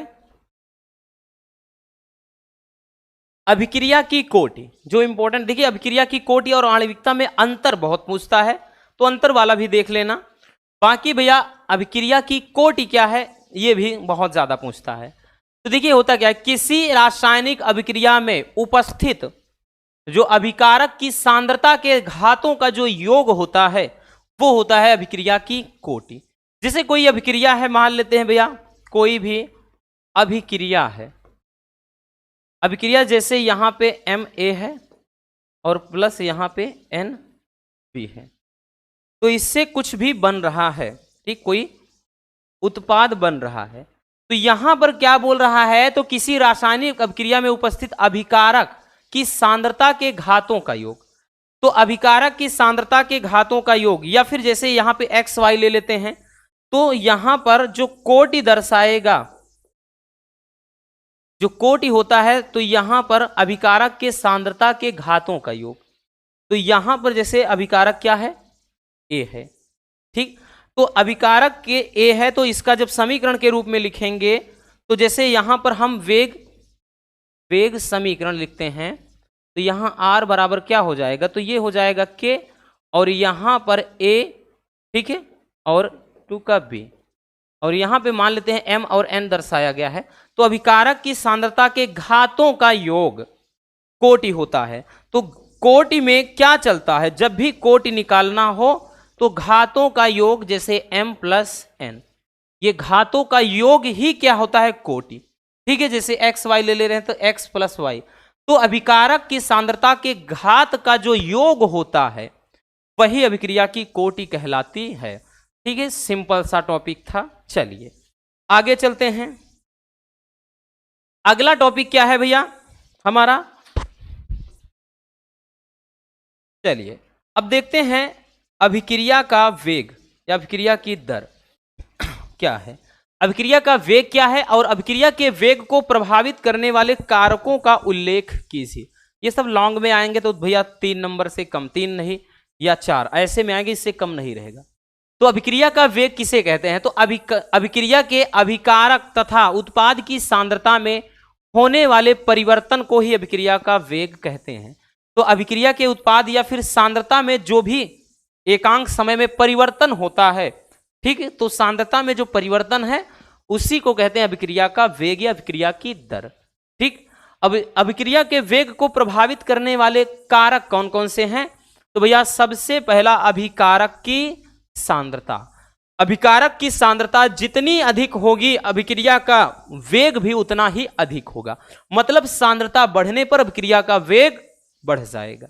ठीक है, कभी कभार ऐसे पूछता है कि भैया अभिकारक की सांद्रता बढ़ने पर अभिक्रिया के वेग पर क्या प्रभाव पड़ता है, 2 नंबर में पूछेगा, ऐसे पूछता है कभी कभार, तो याद रखना। दूसरा भैया उत्प्रेरक की उपस्थिति। सामान्यतः जो उत्प्रेरक होते हैं भैया अभिक्रिया के वेग को बढ़ा देते हैं। ठीक, उत्प्रेरक क्या होते हैं, ऐसे पदार्थ होते हैं जो स्वयं अभिक्रिया में भाग नहीं लेते हैं लेकिन अभिक्रिया को की दर को प्रभावित कर देते हैं। अगला है तापमान। तो तापमान के बढ़ने से भी अभिक्रिया का वेग जो है बच्चों बढ़ जाएगा। तो अभिक्रिया का वेग भाई तापमान के बढ़ने से भी बढ़ जाएगा। नेक्स्ट है प्रकाश। तो कुछ अभिक्रियाएं ऐसी हैं भैया जो प्रकाश के बिना संभव ही नहीं है। जैसे भैया H2 + Cl2, अगर हम बात कर लें तो सनलाइट, सूर्य का प्रकाश, जिसे सनलाइट है, सूर्य के प्रकाश में ये भैया क्या बना देते हैं 2HCl। तो यहां पर हाइड्रोजन और क्लोरीन मिलकर के हाइड्रोजन क्लोराइड बनाते हैं 2HCl। ठीक है, तो ये क्या हो जाएगा, ये शून्य कोटि की अभिक्रिया होती है बच्चों, और ये प्रकाश के बिना संभव होती नहीं, भाई प्रकाश में ही ये रिएक्शन होगा, अदरवाइज नहीं होगा। तो ये क्या होते हैं, अभिक्रिया के वेग या फिर अभिक्रिया के दर को प्रभावित करने वाले कुछ कारक हैं। चलिए इनको भी जल्दी से स्क्रीनशॉट कर लीजिए। हो गया, चलिए आगे देखते हैं भैया। अगला क्वेश्चन क्या है, ईंधन सेल क्या है। ईंधन सेल किसे कहते हैं भाई, ईंधन सेल के लाभ लिखिए। ईंधन सेल किसे कहते हैं, क्या होता है, 24 में भी क्वेश्चन आया हुआ है, समझिएगा। ऐसे गैल्वेनिक सेल जिनमें ईंधनों जैसे हाइड्रोजन, मेथेन, मेथेनॉल आदि की दहन ऊर्जा को सीधे ही भैया वैद्युत ऊर्जा में परिवर्तित कर दिया जाता है, उन्हें क्या कहते हैं, ईंधन सेल कहते हैं। ठीक, इन सेलों को इस प्रकार बनाया जाता है कि इनमें ईंधन की आपूर्ति लगातार होती रहती है, ठीक है, जिससे विद्युत धारा निरंतर प्राप्त होती रहे। अतः इन सेलों में ईंधन को सेल के अंदर नहीं रखा जाता, बल्कि बाह्य स्रोतों की सहायता से ही ईंधन की आपूर्ति की जाती है। ठीक है, और सबसे ज्यादा उपयोग में लाया जाने वाला भैया ईंधन आप लोग कौन सा है बताइएगा, इसको हम 3 नंबर वाले क्वेश्चन में समझाए भी हैं। सबसे अधिक उपयोग में लाया जाने वाला ईंधन कौन है, चलिए ठीक है, नहीं पता है, हाइड्रोजन ऑक्सीजन बता दे रहे हैं। अगला है भैया कि ईंधन सेल के लाभ। ईंधन सेल के लाभ क्या है, तो ईंधन जो सेल होता है, जो मतलब ज्यादातर भैया ये खगोल शास्त्री में इसका प्रयोग किया जाता है, अंतरिक्ष में जो क्या होते हैं सैटेलाइट्स वगैरह उनमें। ठीक, तो पहला है इसमें ईंधन की सतत पूर्ति होने के कारण ये कभी मृत नहीं होते हैं। सैटेलाइट वगैरह है, काम कर रहे हैं ना वहीं पर, अन्य जो रॉकेट्स विमान वगैरह हैं जो भी जाते हैं, तो सब क्या है, उनको जो मतलब होता है ईंधन सेल ही होता है उनमें। तो जैसे अपोलो सर्वप्रथम गया था, ठीक है, तो उनमें उसमें भी ईंधन सेल ही प्रयोग हुआ था। तो ईंधन सेल क्या होता है, इसमें वही चीज, लगातार ईंधन की आपूर्ति होती रहती है, तो कभी ये डेड नहीं होते हैं, मृत नहीं होते हैं। अगला, इनकी जो कार्य क्षमता है अन्य ऊर्जा संयंत्र की अपेक्षा अधिक होती है। तीसरा भैया, इनकी जो दक्षता है 70 से 80% तक होती है, इनको मतलब 90% तक भी बढ़ाया, 90 से 95% तक भी बढ़ाया जा सकता है। तो इनकी दक्षता बहुत अधिक होती है। यही कारण है भैया कि ये बहुत ज्यादा बेनिफिट प्रदान करते हैं।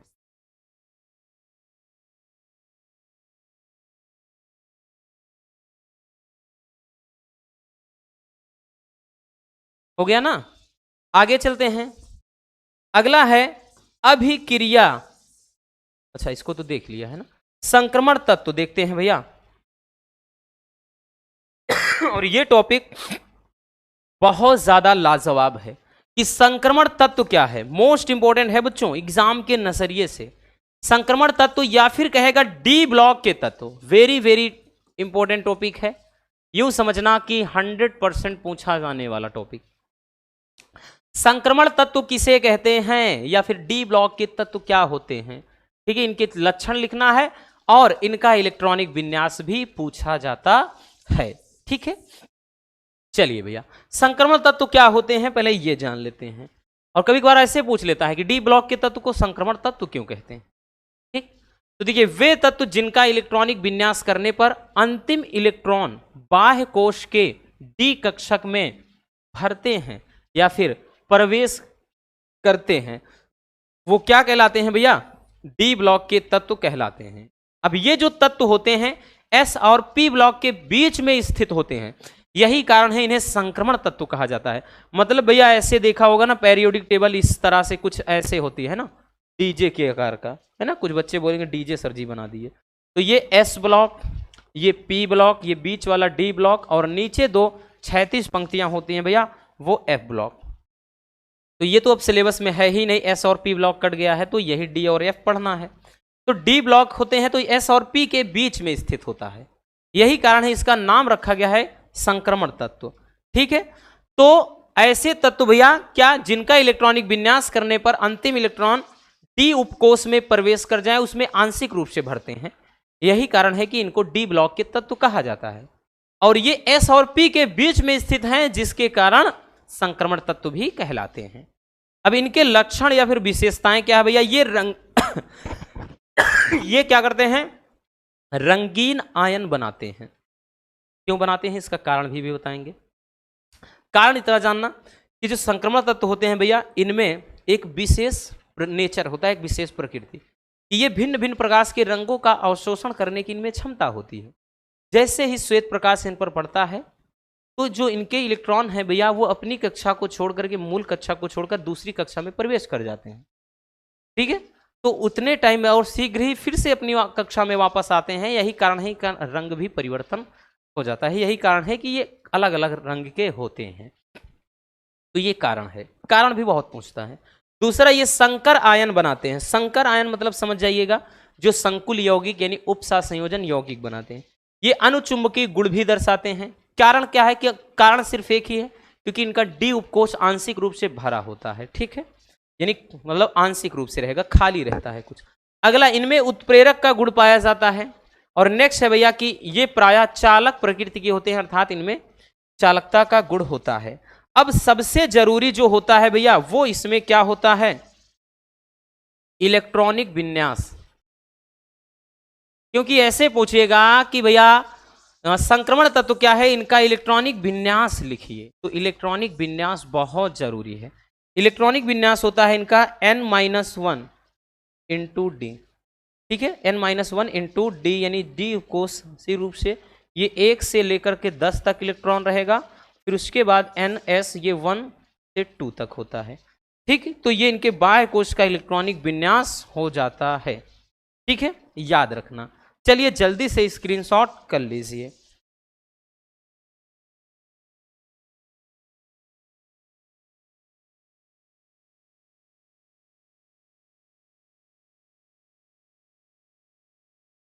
हो गया? चलिए आगे देखते हैं। अगला क्वेश्चन, अंतः संक्रमण तत्व क्या है भैया?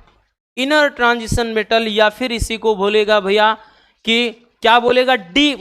एफ ब्लॉक के तत्व। अभी बताया ना, एफ ब्लॉक के तत्व क्या होते हैं। ठीक है बच्चों, ऐसे तत्व जिनका इलेक्ट्रॉनिक विन्यास करने पर अंतिम इलेक्ट्रॉन एफ उपकोष में प्रवेश करते हैं, उन्हें एफ ब्लॉक के तत्व या अंतः संक्रमण तत्व कहते हैं। इनको आवर्त सारणी के नीचे 2 क्षैतिज पंक्तियों में स्थान दिया गया है, जिन्हें क्रमशः लैंथेनाइड व एक्टिनाइड कहते हैं। मतलब जो बच्चों नीचे हैं लैंथेनाइड में भी 14 तत्व होते हैं, और जो एक्टिनाइड श्रेणी के तत्व हैं भैया, इनमें भी 14। यहाँ पे लैंथेनम से शुरू होता है इसीलिए लैंथेनाइड नाम रखा गया। यहाँ एक्टिनम से होता है इसीलिए एक्टेनाइड रखा गया है। अब इनका इलेक्ट्रॉनिक विन्यास क्या होता है, क्योंकि सबसे ज्यादा जरूरी यही है, तो इनका इलेक्ट्रॉनिक विन्यास भी देख लेते हैं। तो भैया इनका इलेक्ट्रॉनिक विन्यास की बात कर लें तो बाह्य कोश का जो इलेक्ट्रॉनिक विन्यास होता है वो हो जाता है n-2। ये F में ये 1 से लेकर के भैया 14 तक के तत्व, मतलब यहाँ पे इलेक्ट्रॉन रहेंगे। उसके बाद दूसरा n-1 इंटू डी रहेगा, ये आपका 0 से 10 तक का हो जाता है। फिर ये ns रहेगा इसमें 2। ठीक, तो इनके बाह्य कोश का इलेक्ट्रॉनिक विन्यास ये हो जाता है। तो भैया S ब्लॉक और P ब्लॉक बोले तो क्या कहते हैं, D ब्लॉक और F ब्लॉक यानी संक्रमण तत्व और अंतः संक्रमण तत्व के इलेक्ट्रॉनिक विन्यास हर हाल में याद रखना। चलिए भैया स्क्रीनशॉट कर लीजिए।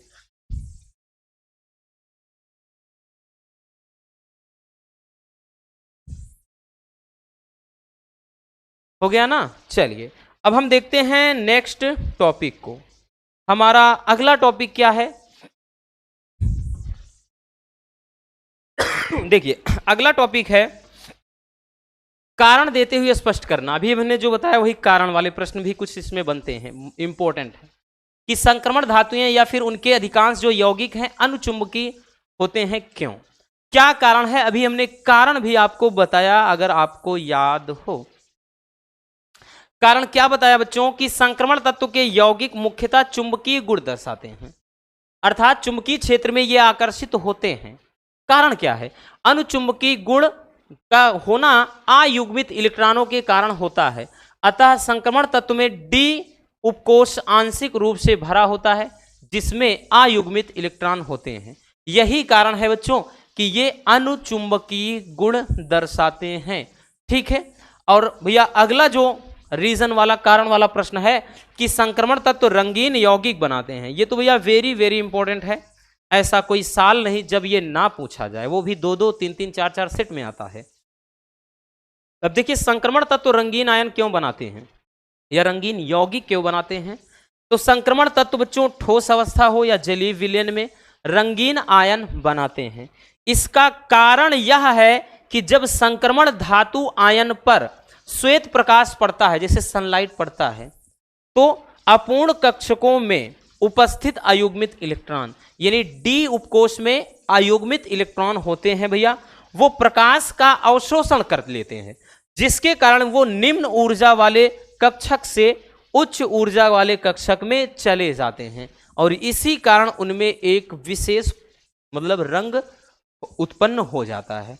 तो ये कारण हो जाता है भैया रंगों का। ठीक है, इसी कारण भैया क्या होते हैं, वो रंगीन आयन बनाते हैं। चलिए स्क्रीनशॉट कर लीजिए।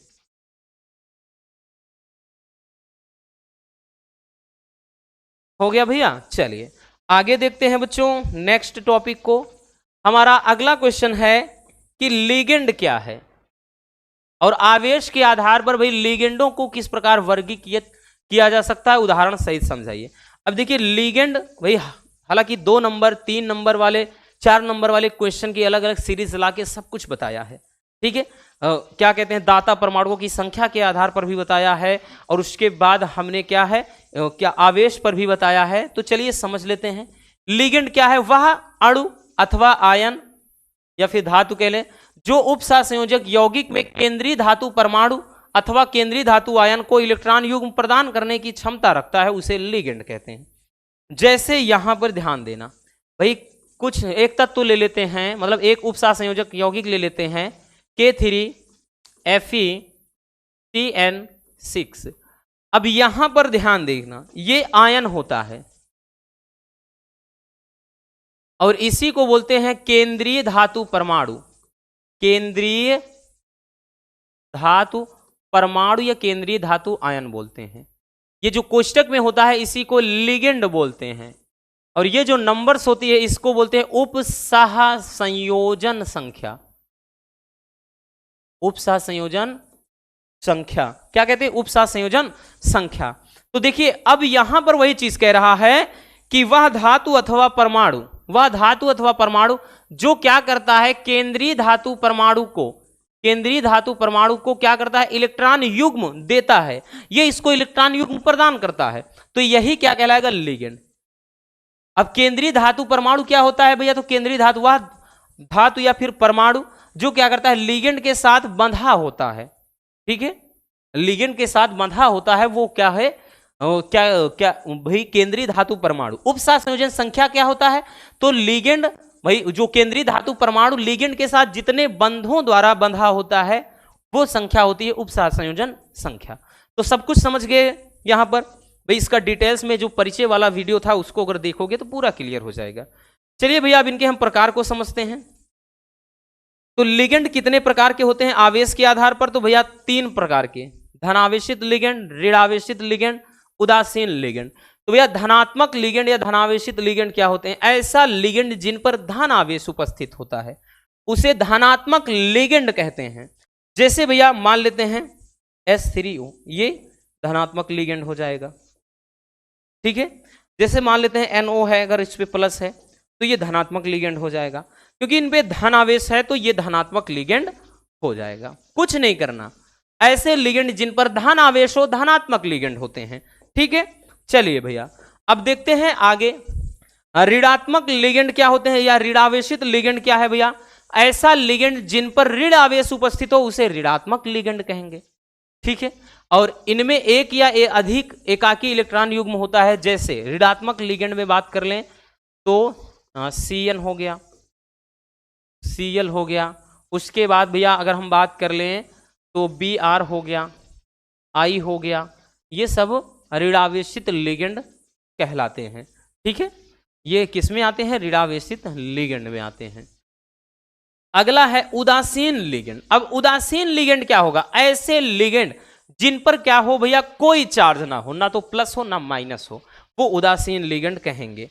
ठीक, मतलब ऐसे लिगेंड जिन पर कोई आवेश नहीं होता उसे उदासीन लिगेंड कहते हैं। और इसमें एक या एक से अधिक इलेक्ट्रॉन, मतलब एकाकी जो इलेक्ट्रॉन युग्म होता है। अब जैसे मैं बात कर ले भैया आपका H2O, ठीक है, NH3 हो गया, ठीक है, ये सब किसमें आते हैं? एथिलीन डाई, हाँ, जैसे H2 हो गया, NH3 हो गया, ठीक, ये किसमें आएंगे? तो ये हो जाएगा उदासीन लिगेंड में। किसमें भैया? उदासीन लिगेंड में आ जाएगा ये। आई बात समझ में कि धनात्मक लिगेंड, ऋणात्मक लिगेंड, उदासीन लिगेंड। ठीक है, तो बस आज के इस वीडियो में इतना ही। नेक्स्ट वीडियो में इसके आगे के इंपॉर्टेंट क्वेश्चन को हम समझेंगे। ठीक, उम्मीद है आपके लिए ये वीडियो काफी ज्यादा हेल्पफुल रही होगी। जम के मेहनत करिए क्योंकि टाइम नहीं है बच्चों इस पेपर के लिए। इसके बाद एक पेपर भी हम सॉल्व करवा देंगे, डोंट वरी, टेंशन नहीं लेना है। मिलते हैं किसी और शानदार टॉपिक के साथ। वीडियो अगर पसंद आई हो तो प्यार से लाइक कर देना, और नए हैं तो चैनल को सब्सक्राइब जरूर कर लीजिए। Love you, bye bye, take care. और हाँ, एक प्यारा सा कमेंट बॉक्स में छोड़ दीजिएगा।